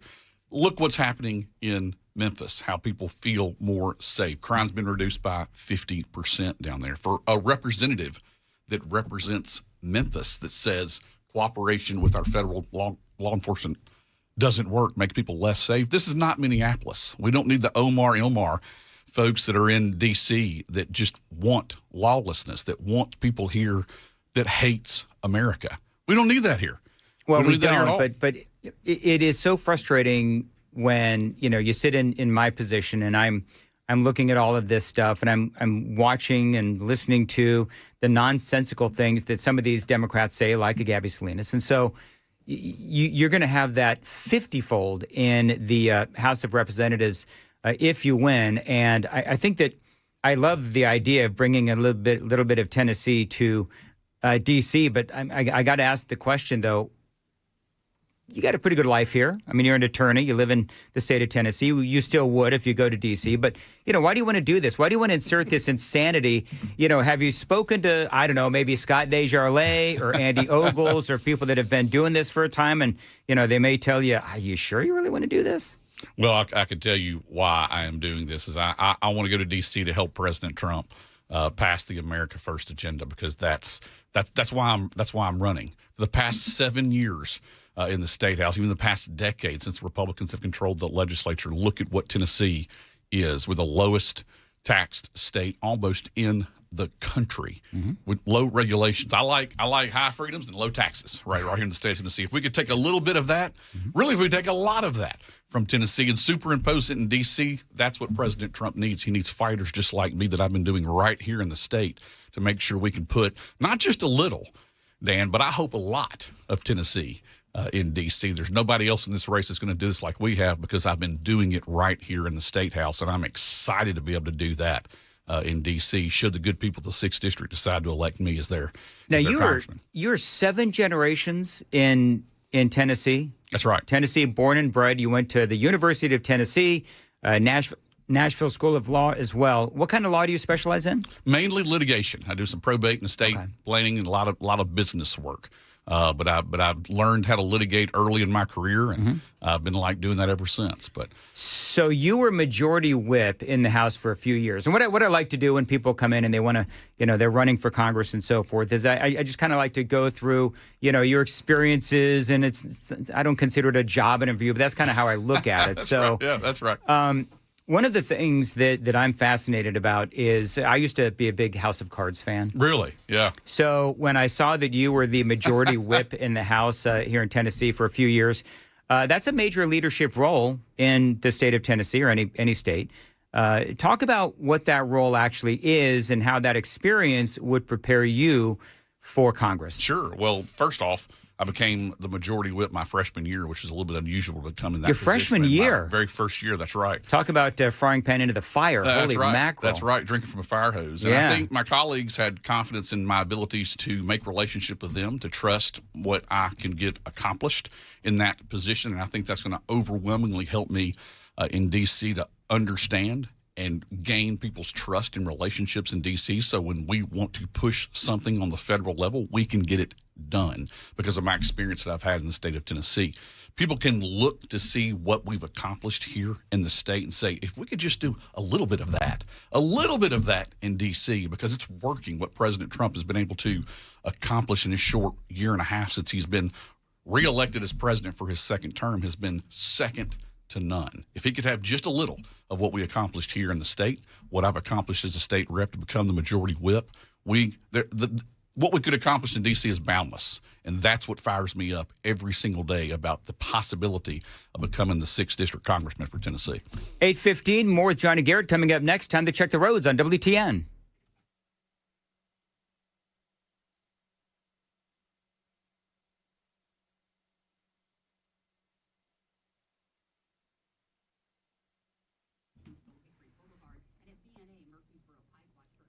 Riley Gaines is also a son. 8:15 on Super Talk 99.7. As far as your weather goes, cloudy, windy, very warm with the temperatures approaching record high of 87 degrees today. Appreciate you listening to Nashville's Morning News on Super Talk 99.7. State Representative Johnny Garrett is joining us. He is running for Congress to replace John Rose and the 6th Congressional District. You filed bills to stop the 2 Justins from coming back into the state legislature. I was, of course, with you on that one. And that was just such an insane time in Tennessee. What was it like to, be right in the scrum with all of that? Well, when they overtook the floor of the House, they didn't just spit on those that were inside that chamber. They spit on 7 million Tennesseans because that's never been done. I talked to folks that had been on the chamber floor that had worked there for 30, 35 years. They had never seen any member of that chamber act the way that they did. So I acted as one of the chief prosecutors as kicking them out because they didn't deserve, they still don't deserve, in my opinion, to be a member of the chamber of the Tennessee House of Representatives for the actions that they took that day, which, you can protest to a degree, right? There's a place, there's a time, but we are actually doing the people's business at that particular time, and there are rules that are in place. They broke them. They admitted to breaking them, and they don't care. Look at what has been going on in Memphis. Look what's going on in Nashville. They would rather have a sanctuary city and put criminal, illegal aliens over the safety and security of Tennesseans. That's what's happening now in with DHS and the funding there. That's their party. That's what they stand for. Folks like that shouldn't be able to represent the best interest of Tennesseans. I was honored to be in that position, and I would do it all over again. They don't deserve to be there. They should have never done what they did. We've put rules in place to prevent that from happening again.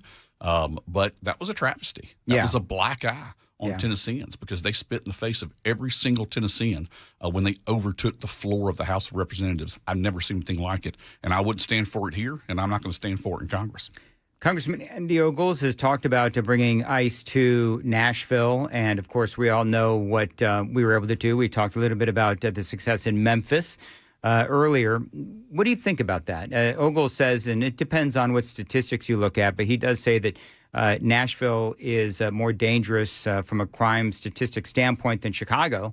What do you think about that? I think it would work. I think it worked in Memphis. I think it should work here. We should do all that we can to cooperate with the federal, state, and local officials to make sure people don't commit crimes, and crimes, especially crimes that are committed by those that aren't supposed to be here. That is exactly what President Trump is doing right now. That's exactly what we've been doing here at the state level, and that's exactly what I'm going to do when I'm elected congressman, because you know it. Your listeners would know it. I've done it right here. I plan to do it in D.C. because we're going to take Tennessee to D.C. Another passion of yours is election integrity. So you mentioned, I think you mentioned earlier, the Save America Act.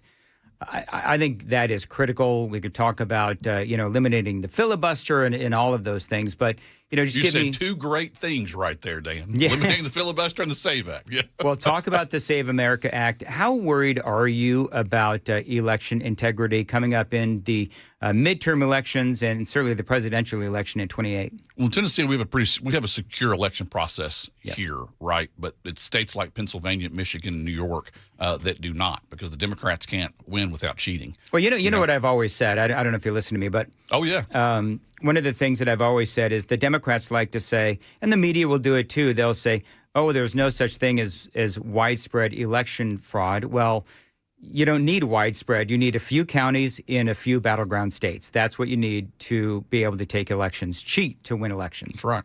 Well, what's interesting when you say you need an ID to vote? You can't get an ID to go into the White House, right? You can't get an ID most likely to buy anything at the stores these days, but yet to go vote and show an ID to prove that you're an American, that Americans are electing Americans, the Democrats are against that. Mm-hmm. We don't understand it.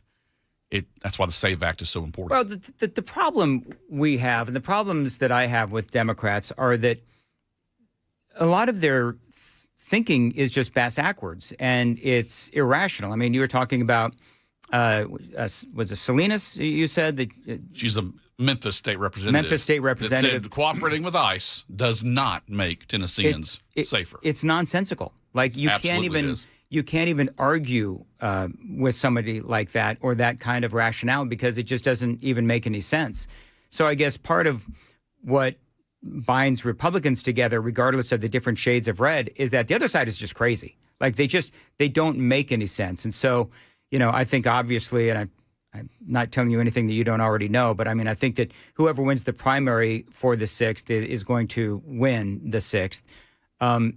When you travel around the 6th, what are people saying about what their biggest priority is? Is it illegal immigration? Is it the Save America Act? Is it the economy and the price of gas? Is it Iran? What is it? I think it's a combination of all three, but I think right now people want more money back in their pockets, right? Yeah.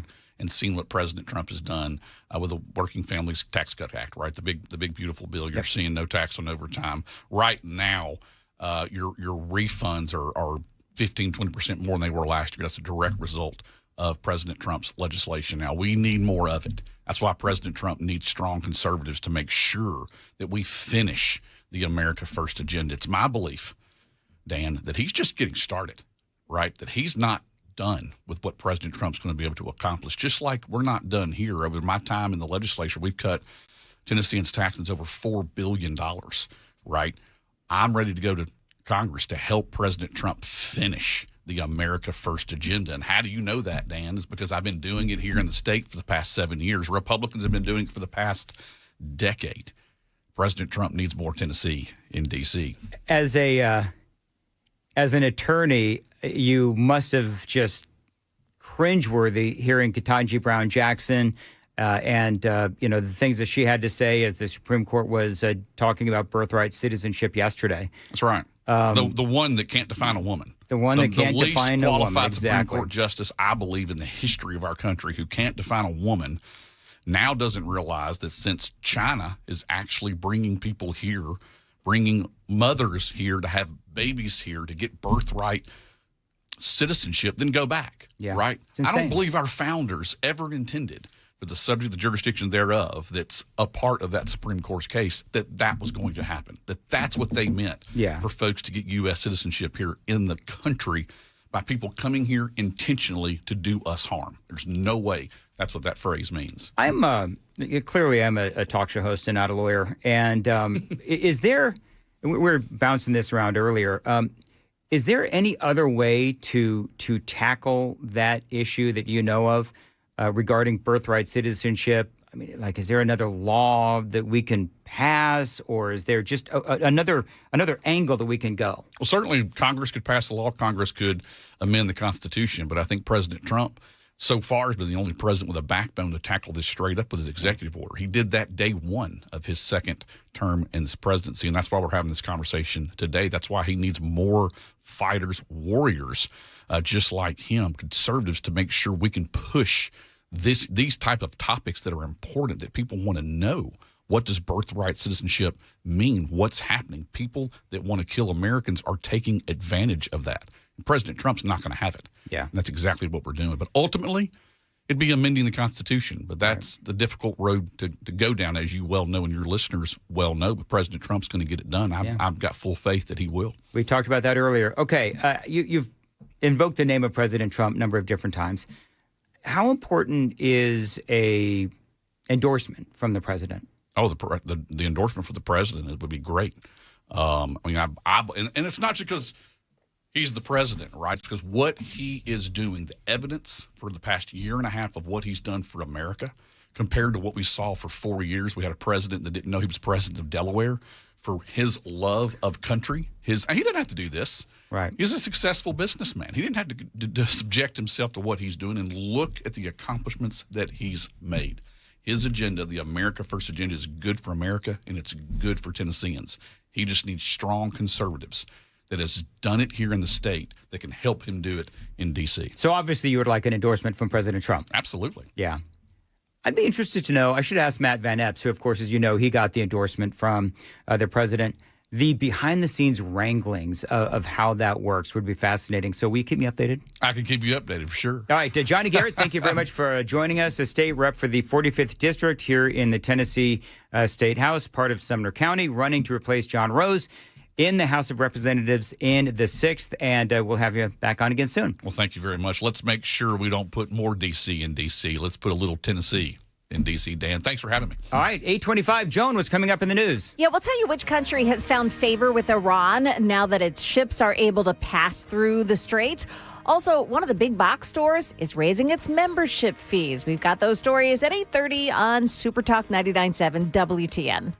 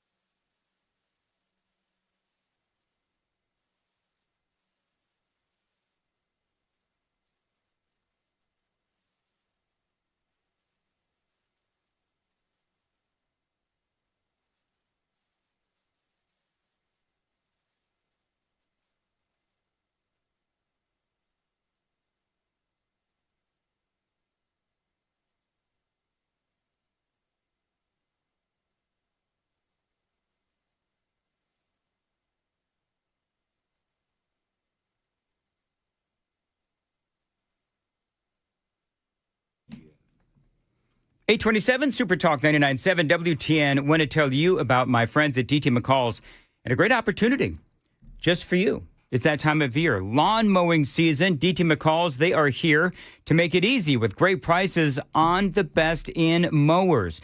Now, you know, DT McCall's, they're one of the top Cub Cadet dealers in the country, right?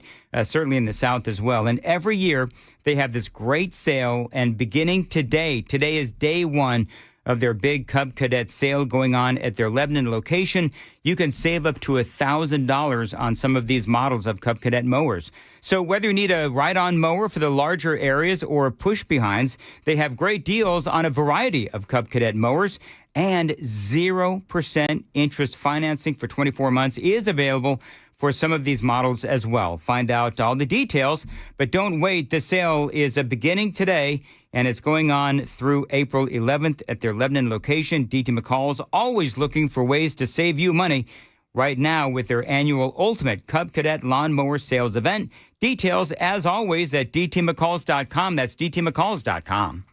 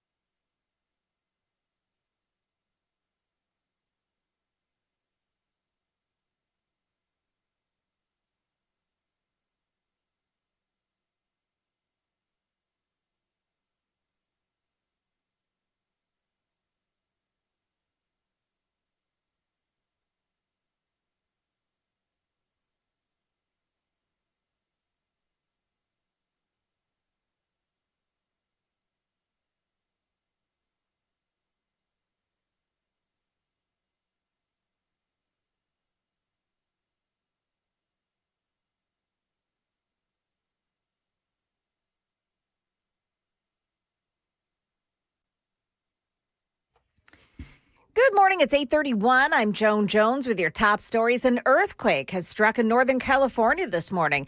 The U.S. Geological Survey saying it was a 4.9 magnitude earthquake with the epicenter near Boulder Creek, California. That's about 65 miles southeast of San Francisco. There's word this morning that Iran has agreed to allow ships flying the flag of the Philippines passage through the Strait of Hormuz. They also say any energy-related commerce on ships traveling to the Philippines would also be allowed to travel through the strait. 2 Warren County men are facing drug charges after police, armed with a search warrant, discovered meth, drug paraphernalia, and a loaded gun in a home with a 4-year-old inside. That child has been handed over to family members. Police say 9 other guns were found in a separate safe. Arrested are Michael Reagan and Joseph Muncie. They're both being held in the Warren County Jail. And Sam's Club is raising its membership fees starting May 1st. That fee goes up to $60 per year for the basic membership, $120 for the higher tier program. That makes its fees more than Costco but less than BJ's. The last time Sam's raised its fees was in 2002. Market numbers brought to you by Beacon Capital Management, online at beaconcm.com. And just after the opening bell here, the Dow Jones Industrials opened up 619 points lower this morning. The NASDAQ falling 385 here. The S&P 500 index is down 84 points at the start. That's the latest news, traffic, and weather next. I'm Joan Jones, WTN News. Thank you, Joan. 8:33 on Super Talk 99.7 WTN. By the way, Joan, real quick. Yeah. I'm talking to Chris in here about Artemis 2. Yeah. So just knowing what we know about Chris, do you believe that he thinks this was all done like on a Hollywood soundstage, or do you think that he would say that it's actually something that really happened? We'll talk about that. Oh, we know what he thinks. Well, I believe that Chris would tell you that it is the same technology that came up with like the fake birds that have come up with like the fake rocket. You're going to mock me on the fake birds. You know, the last time Joan did that, I spent about 20 minutes going through every CIA project that involved animals. And then she became a believer. I've noticed since that day, Joan has become even more of a crackpot. There was a shift. There's a shift? A noticeable shift. Her Overton window shifted. Joan's own personal Overton window shifted. Am I using that right? They also used a cat. I mean, my goodness. Yeah, they wired up a cat. They put a microphone in its ear, and then they ran under its skin a wire all the way up to the tip of the tail that would be the antenna to transmit the audio back to the CIA guys, so that way they could spy on the Soviets. But it didn't work. The cat ran off. Can't herd cats. That really happened? Yeah, 100%. Yeah. No, I know. Like there's declassified CIA documents. I can bring up the list if you want to. See? I don't doubt. See, now look at Dan's personal Overton window is shifting. Does everybody know? No. That happening? I don't doubt for a second that they wired a cat. I think that's awesome. Wait until you hear about the Dragonfly drones. But here's my thing. I know about that. But here's the thing that I don't understand. So nonchalant. Why in God's green... Shut up. I know what you're doing. Why in God's green earth would they wire an outdoor cat? Right? I think it was an indoor cat. Well, obviously not, because it ran away. They wanted it to be an inside cat. I think it just ran to a different room. What happened to the cat? Oh, now you have to... Damn it, Chris... Okay, so what happened to the cat? Was it an indoor cat that just went to another part of the room? I assume that they shot it upon mission failure because dead cats tell no tales. No, but I mean, did they get anything out of it? No. Just wasted tax dollars. Wait a minute. How did they wire a cat when it was alive? Under its skin. Under its skin? It can take anesthesia, you know. Yeah, so they put the cat under. I would assume so. I mean, I'm assuming that would be the easier route. Right. You put it under instead of doing it while it's awake. Right. But yeah, they put a microphone in the cat's ear. Yeah. And then underneath the skin, they had a wire running that went up to the tip of the tail. That's some cool stuff. It is. It is pretty wild. Now, were any cats harmed or injured or killed in this whole thing? I heard they minimized it to only 8 times per cat. Now, here's what's interesting, though. Was it? I don't need the wrap-up sign. I know what's going on, Sam. Wrap it up, B. But here's what's it. So I'm going to call out Joan Jones on her hypocrisy. Good. It's about time somebody did. Joan was just talking about Anthony Fauci and doing all that Beagle research now, but she's saying, oh, how cool is it that we did that to an innocent little cat? Yep. By the way, I hate cats. The cat's okay. Yeah, that was me that brought up the beagles. Oh, whatever. I don't think the cat's okay. The cat is dead. Well, okay, now it's dead, but I don't think it did any harm to it. Where I think the poor dogs were being harmed. Hey, Joan, can I wire under your skin, please? Here, okay, well, let's do this. And put the wire all the way up to your butt. That's weird. Well, that's a little weird. What would you rather have? Would you rather have your head in a box being eaten by fleas, or a wire under your skin? The wire under the skin's tail? okay. I'd probably take the wire under the skin. Yeah, me too. Yeah. This has been our TED Talk. That's exactly right. All right, Sam, you want me to read Busy Bee now? Is that what you want me to do? Yeah. Mr. Wrap-Up Sign? Could tie it into how the astronauts could use Busy Bee, just saying. Cats that have been wired prefer the homes being cooled. Busy Bee Plumbing, Heating, and Cooling. Spring is here. It is the perfect time to freshen up the air in your home. At Busy Bee Plumbing, Heating, and Cooling, we've put together our Spring Breathe Easy package to help you clear out all of that dust, the allergens, and the pet dander that's been building up. Now, we're not doing just a quick check, they'll say. They're giving your system an entire full refresh. Now, that includes an AC tune-up to get you ready for the summer heat, plus an indoor air quality check so you know exactly what your family is breathing. We'll also inspect your ductwork and perform a professional air duct cleaning to remove all of that hidden buildup deep inside your home. Now, to take it a step further, they'll also install a whole home germicidal system to help reduce airborne contaminants. Now, with their premium service, they'll finish things off with a bonus deodorizer treatment so your system smells as clean as it feels. Now, right now, you can get that whole package for $1,199 on 1.5 to 3 ton systems. That is normally $1,800, or $1,599, $1,599 on 3.5 to 5 ton systems. Normally that is $2,099. Call them 615-775-7833, 615-775-7833, busybee.hvac.com.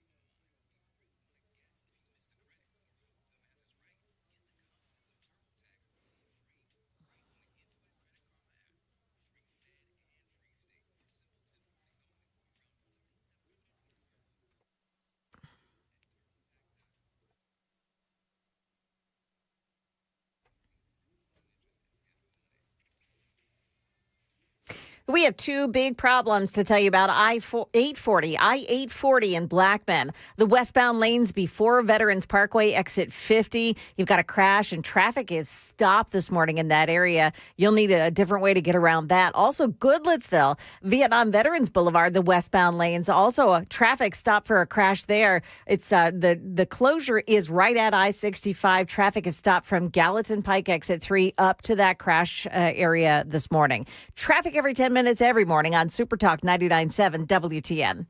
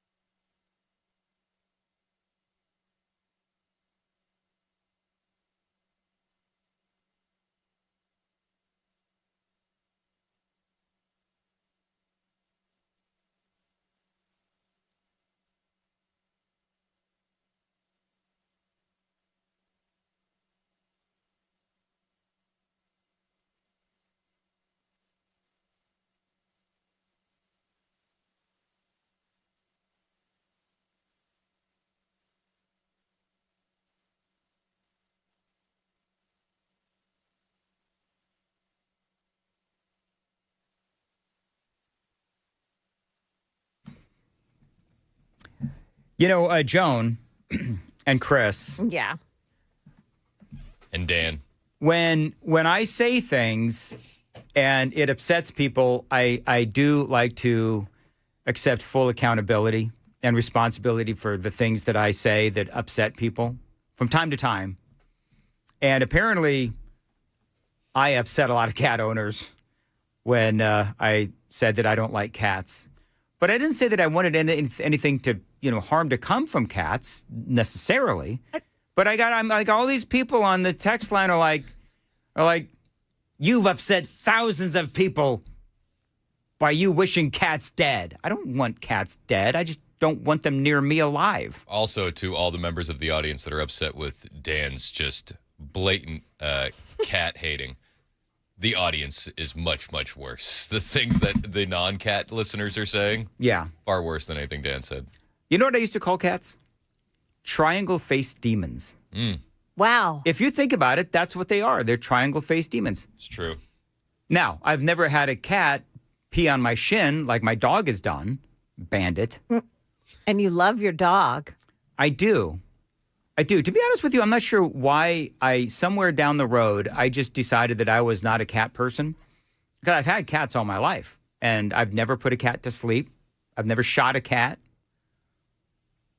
I've never harmed a cat in any way. I'm no longer a cat person. Just thought about it. By the way, 0458, tell... Just moving on, not addressing. How dare you? Tell Chris Ham that Matt Murphy enjoys watching him like he enjoys watching a monkey play with his poo. That's nice. Oh. You ever wonder what happens between 3 and 7? I don't know. When we get these comments, it's like, what in the world? By the way, did you see that Murphy Show shaved off like every single whisker on his face? What? It happens every now and again. Why does he do that? I don't know. I'm not saying that he doesn't look good, but I'm saying it's just he looks dapper, but it's jarring. It's like the viral videos. I feel like the little kid who doesn't see their dad for a little while, and they pull down the towel, and you're like, "Whoa, what is this?" Yeah.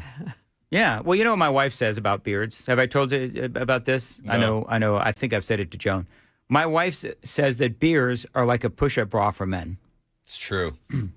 It's very, very true. So, in fact, I've seen a few fellas. I'm like, guys, just do you know throw that thing out. You're gonna look great. So, do you know what the conversation was last night in my house? Because I said, hey, Matt shaved off his beard. And I said, should I go ahead and shave off mine? Sort of in brohood with Murphy Show? Stand in solidarity. Solidarity. You know what she said? God, no. Hence. It's a good wife right there. Hence, apparently my beard is my push-up bra. Now, I don't know if I should be like insulted or if... because you got nobody. I don't think anybody here has seen me without my beard. So but it definitely helps. Yeah, especially with all the baldness up front. You got a new scally today. Looks sharp. Thank you. What number are you up to? I'm up to like 9. Do we need a scally intervention? We might need a scally intervention. Actually, we might. I think. So, do you try to match your scally to your clothing? Okay, you know what Joan is trying to do? I'm just asking I know exactly what Joan is trying to do because I just told. Because it matches today. Look how nice it matches. I told Chris Hand the story that I told you earlier, Joan. Okay. If you're watching Super Talk TV, the coordination is on fire. And Fuego. Do the kids still say fleek? Is that still happening? Fleek? What is fleek? Is that a thing? It was like very cool. Oh. Right? Sam, back me up. Sam knows. Sam's not here. It's Mason. We did the trade-off earlier. All right, whatever. Do the kids still say fleek? No. All right. That's 2 years old. Okay. Jeez. You're really out of it, Chris. Did they still say flock? What? Excuse Drop me? the L real quick. No, I didn't. The L was right there. I'm no, just I saying. said you should drop the L. That's No, I probably a little shouldn't. more common. It was a hard R. Anyway, Hard L.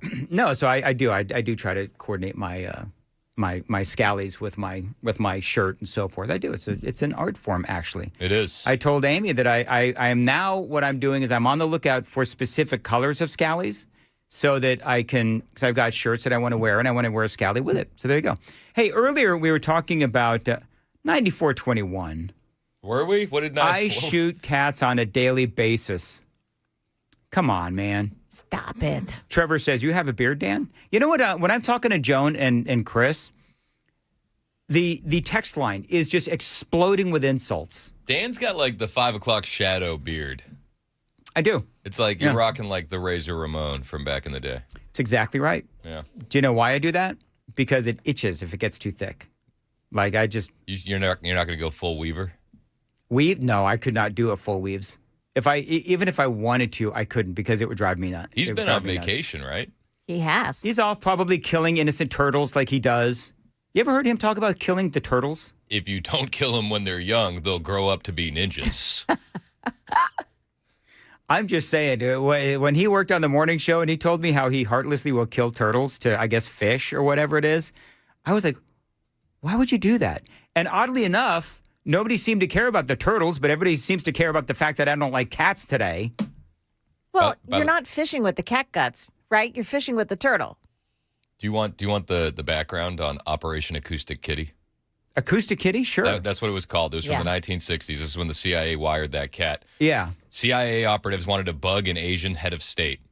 So, I mean, probably the cat is the wrong route to go. You know what I'm saying? But what are you saying, Chris? I'm saying, you know. So headquarters thought about cats wandering in and out of the meeting area, and they thought, why not wire a feline field agent with an ear microphone and a skull transmitter, because that's just the natural thing that you do. So they produced a 3/4-inch transmitter to embed into the loose skin at the base of the cat's skull. And then a microphone was placed in the ear canal, and the antenna was woven into the cat's long fur. According to the Wizards of Langley, the tail was used as the antenna, but getting the acoustic kitty to follow orders was where it all kind of fell apart. Okay. The kitty walked off the job when it was hungry. Had to go find some milk in a saucer. The kitty probably, there was like a government shutdown, and they decided not to pay the kitty, and the kitty said, you know, heck with this, and off he went. Gonna go find some milk in a saucer. Gonna go find some milk in a saucer. By the way, I'm now being accused of being CNN. Because I said that 9421 said that he shoots cats, and then I stopped there because there's all these texts that are coming in. 9421 says this: I shoot cats on a daily basis. Yes, they use the bathroom in my boat or my garden.